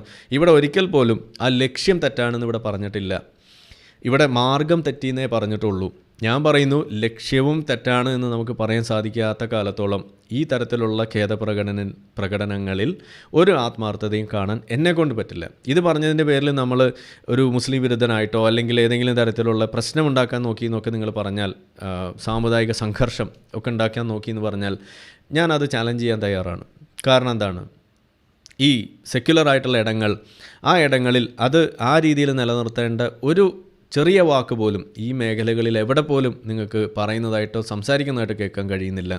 SFI പറഞ്ഞിട്ടില്ല, MSF പറഞ്ഞിട്ടില്ല, എവിടെയും നിങ്ങൾക്ക് കേൾക്കാൻ സാധിക്കുന്നില്ല. ജനം TV-യിൽ ഇന്ന് നമ്മളൊരു ചർച്ച നടത്തിയപ്പോൾ അബ്ദുള്ള അവിടെ വന്നിരുന്നിട്ട് പറഞ്ഞ വാചകങ്ങൾ നിങ്ങൾ മുഴുവൻ ഇന്നിപ്പോൾ കേൾക്കാം. അതിനകത്ത് എവിടെയും പുള്ളി സെക്യുലറിസത്തെക്കുറിച്ച് പറയുന്നില്ല. സെക്യുലർ ഇടങ്ങൾ അത് സെക്യുലറായിട്ട് നിലനിർത്തുന്നതിനെക്കുറിച്ച് മിണ്ടുന്നില്ല. എന്നാൽ നിങ്ങൾ ഇവിടെ സംഘപരിവാർ മേഖലയിലുള്ള ആളുകൾ പറയുന്നത് നിങ്ങൾ കേൾക്കൂ. അവരാണ് ചോദിക്കുന്നത്. അവിടെയാണ് അവർ പറയുമ്പോൾ നിങ്ങൾ ശരിവെക്കേണ്ടതായിട്ട് വരുന്നത്. ആ നേരം നിന്നിട്ട് അവിടെ അയ്യോ അത് പറഞ്ഞാൽ അത് മുസ്ലിങ്ങൾക്കെതിരാവുമല്ലോ എന്ന് വിചാരിച്ച് മിണ്ടാണ്ടിരിക്കേണ്ട ഒരു അവസ്ഥ അത് എനിക്കേതായാലും ഇല്ലാത്തതുകൊണ്ട് ഞാനത് പറയും. അവർ ചോദിക്കുന്ന ചോദ്യം പ്രസക്തമാണ്. കേരളത്തിൽ എത്ര മുസ്ലിം സ്ഥാപനങ്ങളുണ്ട്? ഏതെങ്കിലും മുസ്ലിം സ്ഥാപനങ്ങളിൽ, ഏതെങ്കിലും ക്രിസ്ത്യൻ സ്ഥാപനങ്ങളിൽ അമ്പലം വേണമെന്ന് പറഞ്ഞിട്ട്, പ്രാർത്ഥിക്കാൻ ഇടം വേണമെന്ന് പറഞ്ഞിട്ട് ഏതെങ്കിലും ഹിന്ദു വന്നതിൻ്റെ ഒരു ചരിത്രം നിങ്ങൾ കൊണ്ടുപോകാം. നിങ്ങൾക്ക് കൊണ്ടുവരാൻ സാധിക്കില്ല. ഏതെങ്കിലും കോളേജിൽ, സ്കൂളിൽ ഞങ്ങൾക്ക് ചാപ്പൽ വേണമെന്ന് പറഞ്ഞുകൊണ്ട് ഏതെങ്കിലും ക്രിസ്ത്യാനി വന്നതിൻ്റെ ഒരു ചരിത്രം നിങ്ങൾ കൊണ്ടുപോകുക. എന്നാൽ അത് ക്രിസ്ത്യൻ സ്കൂളായിക്കോട്ടെ, ഇതുപോലെ കോളേജായിക്കോട്ടെ, അല്ലെങ്കിൽ ഹിന്ദു സ്ഥാപനങ്ങളായിക്കോട്ടെ, ഗവൺമെൻറ് സ്ഥാപനങ്ങളായിക്കോട്ടെ, അവിടെ ഞങ്ങൾക്ക് നിസ്കരിക്കാൻ സ്ഥലം വേണമെന്നും പറഞ്ഞിട്ട് മുസ്ലിങ്ങളെ ഇറങ്ങിത്തിരിച്ചതിൻ്റെ ഉദാഹരണങ്ങൾ, ചരിത്രം അത് ആയിരക്കണക്കിന് ഞാൻ കൊണ്ടുതരും. ഒരു ഉദാഹരണം ഞാൻ തന്നെയാണ്. ഞാൻ ചോദിച്ചിട്ടുള്ള കഥയാണ് ഞാൻ ഈ പറഞ്ഞിട്ട് ഉള്ളത്. കഴിഞ്ഞ തവണ ഞാൻ പങ്കുവച്ചതാണ്, ആവർത്തിക്കുന്നില്ല. അപ്പോൾ അവിടെ തന്നെയാണ് ഇതിൻ്റെ വ്യത്യാസം. അപ്പോൾ ആ രീതിയിൽ നിങ്ങൾക്ക് ചിന്തിക്കാൻ കഴിയാത്ത കാലത്തോളം സെക്യുലറിസം എന്ന് പറയുന്ന സാധനത്തെക്കുറിച്ച് ഘോരഘോരം പറയുകയും എന്നിട്ട് ചെയ്തു വെക്കുന്ന ഓരോ പ്രവൃത്തിയും അത് സെക്യുലറിസത്തെ കൊന്നുകുഴിച്ചു മൂടുന്ന സംഗതികളും ആകുമ്പോൾ അതിനെക്കുറിച്ച് പറയാനുള്ള ഒരു അവകാശവും ഇവിടുത്തെ മുസ്ലിമിന് ഇല്ലാതെ ആയിക്കൊണ്ടിരിക്കുന്നു എന്നതാണ് വരുന്നത്. അതിനുവേണ്ടി നിങ്ങൾ നടത്തുന്ന ഓരോ പോരാട്ടവും ഓരോ കണ്ണുനീരും പൊഴിക്കുന്നതും അതെല്ലാം വെറും പേക്കൂത്തുകളായിട്ട് അല്ലെങ്കിൽ മുതല കണ്ണീരായിട്ട് മാത്രം ആളുകൾ ഗണിക്കുന്ന ഒരു കാലഘട്ടത്തിലേക്ക് നിങ്ങൾ തന്നെയാണ് കൊണ്ടെത്തിക്കുന്നത് എന്നത് ഇവിടെ വീണ്ടും വീണ്ടും ഇവിടെ സ്ഥാപിക്കപ്പെടുകയാണ്. അത് ഇനിയെങ്കിലും നിങ്ങൾ തിരിച്ചറിയണം എന്നാണ് എനിക്ക് പറയാനുള്ളത്. അപ്പോൾ അതുകൊണ്ട് ഈ തരത്തിലുള്ള കോപ്രായങ്ങൾ, നിസ്കാരം അല്ലെങ്കിൽ നിങ്ങളുടെ പ്രാർത്ഥന എന്നൊക്കെ പറയുന്നത് അത് നിങ്ങളുടെ പേഴ്സണൽ അഫെയർ ആയിട്ട് നിൽക്കുമ്പോൾ തന്നെ അത് മറ്റുള്ള ആളുകൾക്ക് ബുദ്ധിമുട്ടില്ലാത്ത രീതിയിൽ ചെയ്യാൻ കൂടി നിങ്ങളൊരു ശ്രദ്ധ കൊടുത്തില്ല എന്നുണ്ടെങ്കിൽ എന്താ സംഭവിക്കുക എന്ന് പറഞ്ഞു കഴിഞ്ഞാൽ ഇതാണ് ഇനി ഇവിടെ സംഭവിക്കാൻ പോകുന്നത്. മൂട്ടിൽ ചവിട്ട് കിട്ടുന്ന അവസ്ഥയാണ് ഇനി ഇവിടെ ഉണ്ടാവാൻ പോവുക. അത് കിട്ടുമ്പോൾ നിലവിളിച്ചിട്ട് ഇസ്ലാമോഫോബിയ എന്ന് പറഞ്ഞിട്ട് കരഞ്ഞിട്ട് ഒരു കാര്യം ഉണ്ടാവില്ല. നമ്മളുടെ ലക്ഷ്യം അതുണ്ടാകുക എന്നുള്ളതല്ല, വയലൻസ് അല്ല നമ്മുടെ ലക്ഷ്യം. പക്ഷേ നിങ്ങളിത് ചോദിച്ചു വാങ്ങുന്ന ഒരു ഘട്ടത്തിലേക്ക് ഇത് കൊണ്ടെത്തിക്കുന്നു. ഇനി അറബ് രാഷ്ട്രങ്ങളിൽ നടക്കുന്ന കാര്യങ്ങളെക്കുറിച്ച് നമ്മൾ പറഞ്ഞു, ഫൈനാണ് അവർ കൊടുക്കുന്നത്. അപ്പോൾ നിങ്ങൾക്ക് അറബ് രാഷ്ട്രങ്ങളിൽ ഇത് ചെയ്യാൻ കഴിയുന്നു. ജനാധിപത്യ മതേതര രാജ്യങ്ങളിലേക്ക് വന്നു കഴിയുമ്പോൾ അത്തരം നിയമങ്ങൾ അവിടെ ഉണ്ടെങ്കിൽ അത് അനുസരിക്കാൻ കഴിയുന്നില്ല എന്ന് പറയുന്നു. മാത്രമല്ല, നേരത്തെ കണ്ട പോലെ ഏതെങ്കിലും ക്രിസ്ത്യൻ സ്ഥാപനത്തിൽ അമ്പലം പണിയണം അല്ലെങ്കിൽ മുസ്ലിം സ്ഥാപനങ്ങളിൽ അമ്പലം പണിയണം എന്ന് പറയുമ്പോൾ നമുക്ക് പറ്റുമോ ഇല്ലല്ലോ എന്ന് പറഞ്ഞു വെക്കുമ്പോൾ നിങ്ങൾ ഇപ്പോൾ തന്നെ അവിടെ തീരുമാനമെടുത്തു കഴിഞ്ഞു അങ്ങനെ ഒരു ചർച്ചയ്ക്ക് പോലും സ്കോപ്പില്ല എന്ന്. അങ്ങനെ ഒരു പ്രൊട്ടസ്റ്റിന് പോലും ഒരു സ്കോപ്പില്ല എന്നുള്ളത് നിങ്ങൾക്ക് അറിയാമായിരിക്കും. നിങ്ങൾ എന്ത് അടിസ്ഥാനത്തിലാണ് ഒരു ക്രിസ്ത്യൻ സ്ഥാപനത്തിൽ വന്നിട്ട് നിസ്കരിക്കാൻ സ്ഥലം ചോദിക്കുന്നതെന്നാണ് ഞാൻ ചോദിക്കുന്നത്. അവിടെയാണ് ഞാൻ പറയുന്നത്, നിങ്ങളുടെ മാർഗം മാത്രമേ തെറ്റിയിട്ടുള്ളൂ എന്നേ നിങ്ങൾ പറഞ്ഞിട്ടുള്ളൂ. ലക്ഷ്യം തെറ്റാണെന്ന് നിങ്ങൾക്ക് ഇതുവരെ തോന്നിയിട്ടില്ല. അത് തോന്നാത്ത കാലത്തോളം ഇത് ഒരു അപകടം തന്നെയാണ്, ഇതൊരു ദുസ്സൂചന തന്നെയാണ്. ഇത് ചൂണ്ടിക്കാണിക്കും. ഇത് ചൂണ്ടിക്കാണിക്കാനുള്ള എല്ലാ അവകാശവും ഇവിടുത്തെ പൊതുജനങ്ങൾക്കുണ്ട്. അതിൽ സംഘിപ്പെടും, കൊങ്ങിപ്പെടും, കമ്മിപ്പെടും, സ്വതന്ത്ര ചിന്തകർ പെടും, എക്സ് മുസ്ലിങ്ങൾ പെടും. അത് ചൂണ്ടിക്കാണിക്കുന്നവർ മുതലെടുപ്പുകാർ എന്നും പറഞ്ഞ് ഈ വഴിക്ക് വന്നിട്ട് ഒരു കാര്യമില്ല. എൻ്റെ അടുത്ത് വന്നിട്ട് ഏതായാലും കാര്യമില്ല. നമ്മളിത് പറഞ്ഞുകൊണ്ടേയിരിക്കും. കാരണം നമ്മളിത് കൊണ്ടും അറിഞ്ഞും ജീവിച്ച ആളുകളാണ്, അത് മനസ്സിലാക്കുന്ന ആളുകളാണ്. ലോകത്ത് ഇതിൻ്റെ മാതൃകകളുണ്ട്, അത് എന്നും കണ്ടുകൊണ്ടിരിക്കുന്ന ആളുകളാണ്. അതിന് ഏറ്റവും മികച്ച ഉദാഹരണമാണ് നമ്മളുടെ യൂറോപ്പിലെ ആ ഒരു അഭയാർത്ഥി പ്രശ്നം. നിങ്ങൾ ആ ഒരു വിഷയം മനസ്സിലാക്കാൻ വേണ്ടിയിട്ട് ഒറ്റ കാര്യം ചിന്തിച്ചാൽ മതി. അതായത് എന്തായിരുന്നു ഇവിടുത്തെ പ്രശ്നം? നിസ്കരിക്കാൻ സ്ഥലം വേണം. അപ്പോൾ ആദ്യം വരുന്ന ചോദ്യം എന്താണ്? അപ്പുറത്ത് 300 മീറ്റർ ഒരു പള്ളിയില്ലേ, എന്തുകൊണ്ട് അവിടെ പോയി നിസ്കരിച്ചുകൂടാ? അവിടെ സ്ത്രീകൾക്ക് പ്രവേശനമില്ല. ഓഹോ, എന്നാൽ പിന്നെ നിങ്ങൾ അവിടെ പോയിട്ട് ചോദിക്കുക. അത് പറ്റില്ല, ഞങ്ങൾക്ക് ചോദിക്കാൻ പറ്റുന്നിടത്തല്ലേ ഞങ്ങൾക്ക് ചോദിക്കാൻ പറ്റുള്ളൂ. എന്നാൽ ചോദിച്ചോ. അതല്ലേ ഇവിടെ വന്നത് എന്ന് പറഞ്ഞിട്ട് പ്രിൻസിപ്പാളിനെ കരാവോ ചെയ്യുന്നു. ഇതല്ല ഇവിടെ നടക്കുന്നത്. അതായത് എന്തിനു വേണ്ടിയിട്ടാണ് ഈ അറബ് രാഷ്ട്രങ്ങളിൽ നിന്ന്, ലിബിയ, സൊമാലിയ, സിറിയ ഇതുപോലുള്ള സ്ഥലങ്ങളിൽ നിന്നൊക്കെ എന്തിനാണ് ആളുകൾ യൂറോപ്പിലേക്ക് ഇതുപോലെ പള്ളയിൽ പാട്ടയും കെട്ടി നീന്തി കയറിയത്? അതായത് അവർ ജീവിച്ചിരുന്ന സ്ഥലത്ത് ഷിയ സുന്നി തർക്കമായാലും രാജാവ് ഉണ്ടാക്കി വെക്കുന്ന കുഴപ്പങ്ങളായാലും നമ്മൾ കണ്ടു. സൗദി അറേബ്യയിൽ അടക്കം പ്രശ്നമാണ്. അവിടെയുള്ള ആളുകൾക്ക് അവിടെ ജീവിക്കാൻ പറ്റാതെ വരുമ്പോൾ തിരിഞ്ഞു നിന്നിട്ട് രാജാവെ മര്യാദയ്ക്ക് എൻ്റെ അവകാശം താടാ എന്ന് പറയാനുള്ള ത്രാണിയില്ല. അവരുടെ നാക്കിൽ നിന്ന് അലിഫ് ബാ ത പൊങ്ങില്ല എന്ന് അവർക്കും അറിയാം, എല്ലാവർക്കും അറിയാം. അപ്പോൾ എന്താ ചെയ്യുക? അവർ കഷ്ടപ്പെട്ട് ഇംഗ്ലീഷ് പഠിച്ചിട്ട് പള്ളയിൽ പാട്ടയും കെട്ടി നേരെ യൂറോപ്പിലേക്ക് കയറിയിട്ട് അവിടുത്തെ പാർലമെൻറ്റിന് മുന്നിൽ പോയിട്ട് ABCD എന്നൊക്കെ വലിയ വെച്ച് കീച്ചുന്ന കാഴ്ചയാണ് നമ്മളിവിടെ കാണുന്നത്. അതായത് നമ്മുടെ നാട്ടിലിത് ചെയ്യാൻ കഴിയുന്നില്ല. മാത്രമല്ല മരുഭൂമിയാണ്, അത്യാവശ്യം ചൂടൊക്കെ ഉണ്ട്. എന്നാൽ യൂറോപ്പിലാകുമ്പോൾ അതും പേടിക്കാനില്ലല്ലോ. അവിടെ എപ്പോഴും എയർ കണ്ടീഷൻഡ് ആയ പോലെയാണ്, നല്ല തണുപ്പാണ്. അപ്പോൾ ഇനിയിപ്പോൾ കുറച്ച് നേരം, അധികം അരമണിക്കൂർ നേരം അല്ലെങ്കിൽ ഒരു 72 മിനിറ്റ് നേരം ഇനി കൂടുതൽ സൂര്യൻ്റെ വെളിച്ചത്തിൽ നിന്നാലും ഒന്നും സംഭവിക്കാൻ പോകുന്നില്ല എന്നുള്ളത് കൊണ്ട് ധൈര്യമായിട്ട് അവിടെ പോയിട്ട് പ്രക്ഷോഭം നടത്താം എന്നും കൂടിയാണ് വരുന്നത്. അപ്പോൾ ഞാൻ നോക്കിയിട്ട് ഈ യൂറോപ്പൊക്കെ ഒന്ന് ഫേസ് ചെയ്യുന്ന പ്രശ്നം അത് മാറാൻ രണ്ട് വഴിയേ ഞാൻ കാണുന്നുള്ളൂ. ഒന്ന്, നിയമങ്ങൾ ശക്തമാക്കി ഇപ്പോൾ നമ്മൾ കണ്ടുകൊണ്ടിരിക്കുന്ന യൂറോപ്പിൽ, ജർമ്മനിയിൽ, ഫ്രാൻസിലൊക്കെ നടത്തിക്കൊണ്ടിരിക്കുന്ന ശക്തമായ നിയമങ്ങൾ നടപ്പിലാക്കിക്കൊണ്ട് ഇതിനെ കൺട്രോൾ ചെയ്യാൻ വേണ്ടിയിട്ട് നടത്തുന്ന ഒരു ശ്രമം, ഇതാണ് ഒരു വഴി. രണ്ടാമത്തെ വഴി എന്ന് പറഞ്ഞുള്ളത് അവിടെ ടെമ്പറേച്ചർ കൂട്ടുക എന്നുള്ളതാണ്. ഈ പുറത്തിറങ്ങി നടക്കാൻ പറ്റുന്ന ആ ടെമ്പറേച്ചർ അതൊന്ന് മാറ്റിയിട്ട് ഒരു 19 ഡിഗ്രി സെൽഷ്യസ് ആണ് അവിടുത്തെ ചൂട്. അവിടെ ഒന്ന് കൂടിയാൽ തനിയെ ഈ പരിപാടിയൊക്കെ നിന്നോളും. അവരും എല്ലാം അടുത്ത തണുപ്പുള്ള സ്ഥലം തിരഞ്ഞ് പോയിക്കോളും എന്നാണ് എനിക്ക് പറയാനുള്ളൂ. അതല്ലാതെ വേറെ ഓപ്ഷനില്ല. അപ്പം ഞാൻ പറയുന്നത് ഇന്ത്യ ഇത് കണ്ടുപിടിക്കേണ്ട കാര്യമാണ്. നമുക്ക് സമയമുണ്ട്, നമ്മളിപ്പോഴും വൈകിട്ടില്ല. നമ്മൾ ഈ പ്രശ്നങ്ങൾ മുൻകൂട്ടി കണ്ട് ഇതിനു വേണ്ട നിർമ്മാണങ്ങൾ നടത്തി.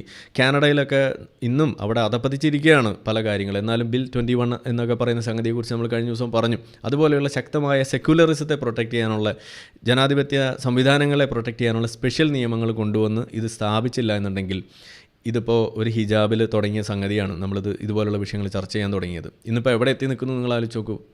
കോളേജിൽ നിസ്കരിക്കുന്നോടത്ത് എത്തിയിരിക്കുകയാണ്. അപ്പോൾ ഹിജാബിൽ തുടങ്ങി, ഹലാലിൽ തുടങ്ങി, അതുപോലെ ഇതുപോലെ പല പല വിഷയങ്ങൾ നിങ്ങൾ കണ്ടു. യൂണിഫോം സിവിൽ കോഡിലേക്ക് വരുന്നു.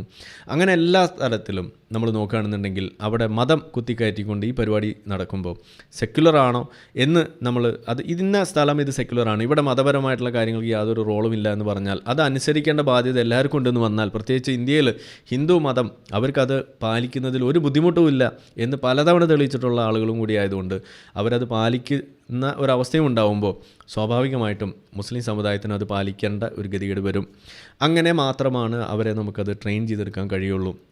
നിയമനിർമ്മാണം തന്നെയാണ് വേണ്ടത്. അപ്പോൾ സ്പെഷ്യൽ നിയമങ്ങൾ കൊണ്ടുവന്ന് സെക്യുലർ ആയിട്ടുള്ള ഇടങ്ങളെ സെക്യുലറായിട്ട് നിലനിർത്താനുള്ള വഴികൾ അത് നമ്മൾ എത്രയും പെട്ടെന്ന് നടത്തിയില്ല എന്നുണ്ടെങ്കിൽ ഈ മുതലെടുപ്പും ഈ തരത്തിലുള്ള കാര്യങ്ങളും ഈ ലക്ഷ്യം അവിടെ പോക്കറ്റിൽ വെച്ച് മാർഗത്തിന് വേണ്ടി തിരയുന്ന പരിപാടിയൊക്കെ ഇവിടെ തുടർന്നുകൊണ്ടേയിരിക്കും. ഇത് തന്നെയാണ് നമുക്ക് കാണാൻ കഴിയുന്നത്. മിഷൻ 2047 ആ ഡോക്യുമെൻറ്റിൽ എഴുതിയിരിക്കുന്ന ആ മാർഗങ്ങൾ, അതിലെഴുതി വച്ചിരിക്കുന്ന രീതികൾ, അതിലെഴുതി വച്ചിരിക്കുന്ന ഓരോ സ്ട്രാറ്റജീസ് അത് തന്നെയാണ് ഇവിടെ നടപ്പിലാകുന്നതായിട്ട് എനിക്ക് കാണാൻ സാധിക്കുന്നത്. അതുകൊണ്ടാണ് അലിഫ് ബാത്ത പറഞ്ഞിട്ട് രാജാവിനോട് ചോദ്യം ചെയ്യാൻ കഴിയില്ല, പള്ളിയിൽ പോയിട്ട് ഞങ്ങൾക്ക് നിസ്കരിക്കാൻ സ്ഥലം താ എന്ന് പറയാനുള്ള ത്രാണിയില്ലാത്ത ആളുകൾ അപ്പുറത്ത് തട്ടം പോലും ഇടാതെ ഇതുപോലെ സമരമൊക്കെ ചെയ്യണമെന്നുണ്ടെങ്കിൽ അത് പ്രിൻസിപ്പാളിൻ്റെ മുന്നിലേ പറ്റുള്ളൂ എന്ന് അറിയുന്നതുകൊണ്ട് നേരെ പള്ളയിൽ പാട്ടയും കെട്ടി ഇതുപോലെ നീന്തി കയറി യൂറോപ്പിൽ ചെന്നിട്ട് എങ്ങനെയാണോ പ്രക്ഷോഭം നടത്തുന്നത് സമാനമായ രീതിയിൽ പ്രിൻസിപ്പാളുടെ മുറിയിൽ അവിടെ തമ്പടിച്ചിരുന്ന് ഖരാവോ ചെയ്തത്. ഇത് ഒരു എളുപ്പ വഴിയാണ്. ഇതേ അവിടെ നടക്കുള്ളൂ. ജനാധിപത്യമുള്ള സ്ഥലത്ത് മാത്രമാണ് നിങ്ങൾക്ക് ചോദിക്കാൻ കഴിയുള്ളൂ എന്ന് തിരിച്ചറിഞ്ഞതുകൊണ്ട് മാത്രം ചെയ്യുന്ന, അതിനെ ഹൈജാക്ക് ചെയ്തുകൊണ്ട് നടത്തുന്ന ഒരു ജിഹാദ് തന്നെയാണ് ഈ പരിപാടി. ഇത് നമ്മൾ അനുവദിക്കാൻ പാടില്ല. ഇത് തിരിച്ചറിഞ്ഞ വ്യക്തികൾ എന്ന നിലയ്ക്ക് നമ്മളിത് തുറന്നു പറയും. ആ നേരം അത് പറയുന്ന ആളുകളെ മുതലെടുപ്പുകാർ എന്നും പറഞ്ഞ് വന്ന് അതിനെ തടയാനാണ് നിങ്ങൾ ഉദ്ദേശിക്കുന്നുണ്ടെങ്കിൽ അത് നടക്കില്ല. ഇത് പറഞ്ഞ് തന്നെ മുന്നോട്ട് പോകാൻ പറ്റുള്ളൂ. ഇല്ല എന്നുണ്ടെങ്കിൽ ഇന്ത്യ ഈസ് ഡൂംഡ് എന്ന് തന്നെയാണ് എനിക്ക് പറയാനുള്ളത്. ഇത് നമ്മൾ മനസ്സിലാക്കിയിരിക്കണം. ഇത് മുസ്ലിങ്ങളും ആദ്യം മനസ്സിലാക്കിയിരിക്കണം. കാരണം നിങ്ങളുടെ മനസ്സിൽ ഇപ്പോഴും എങ്ങനെ നിസ്കരിക്കാം എന്ന് മാത്രമേ വന്നിട്ടുള്ളൂ. സെക്യുലറായിട്ടുള്ള ഇടങ്ങൾ എങ്ങനെ സെക്യുലറായിട്ട് നിലനിർത്താം, അതിൽ മുസ്ലിങ്ങൾക്ക് എന്താണ് പങ്ക് എന്നതിനെക്കുറിച്ച് നിങ്ങൾ ഇതുവരെ ചിന്തിച്ച് തുടങ്ങിയിട്ടില്ല.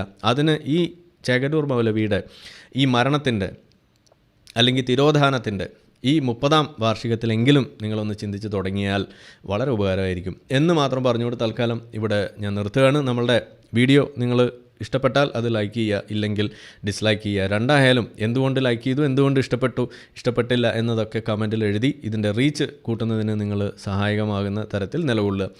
കൂടുതൽ ആളുകളിലേക്ക് ഈ വിഷയങ്ങളെത്തി ഇത് കൂടുതൽ പ്രത്യേകിച്ചും മുസ്ലിങ്ങളിലേക്ക് ഇത് എത്താൻ വേണ്ടിയിട്ട് ഇത് മനസ്സിലാക്കിയ അമുസ്ലിങ്ങളായിട്ടുള്ള ആളുകൾ, മുസ്ലിങ്ങളായിട്ടുള്ള സുഹൃത്തുക്കൾക്ക് ഇത് പറഞ്ഞു കൊടുത്ത് കാണാൻ പ്രേരിപ്പിച്ചുകൊണ്ട് അവരെ ഈ വഴിയിലേക്ക് കൊണ്ടുവരിക. വേറെ വഴിയൊന്നുമില്ല. ഇത് ഉപദേശത്തിൻ്റെ ഒരു പ്രശ്നമല്ല.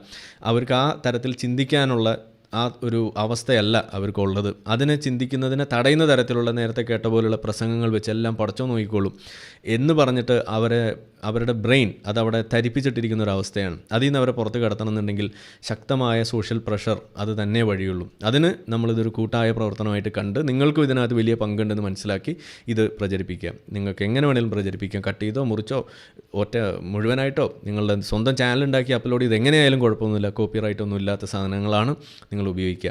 പരമാവധി ആളുകളിലേക്ക് എത്തിക്കാൻ വേണ്ടി ശ്രമിക്കുക എന്ന് മാത്രം പറഞ്ഞുകൊണ്ട് തൽക്കാലം ഞാൻ നിർത്തുന്നു. എല്ലാവർക്കും നന്ദി, നമസ്കാരം, ഗുഡ് നൈറ്റ്.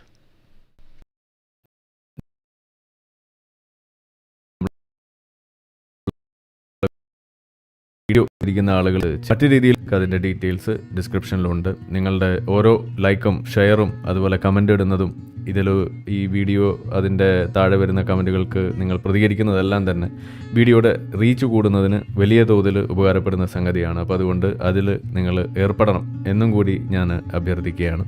മറ്റുള്ള രീതിയിലുള്ള സപ്പോർട്ട് തുടർന്നും നിങ്ങളുടെ ഭാഗത്തുനിന്നുണ്ടാവും എന്ന് പ്രതീക്ഷിക്കുന്നു.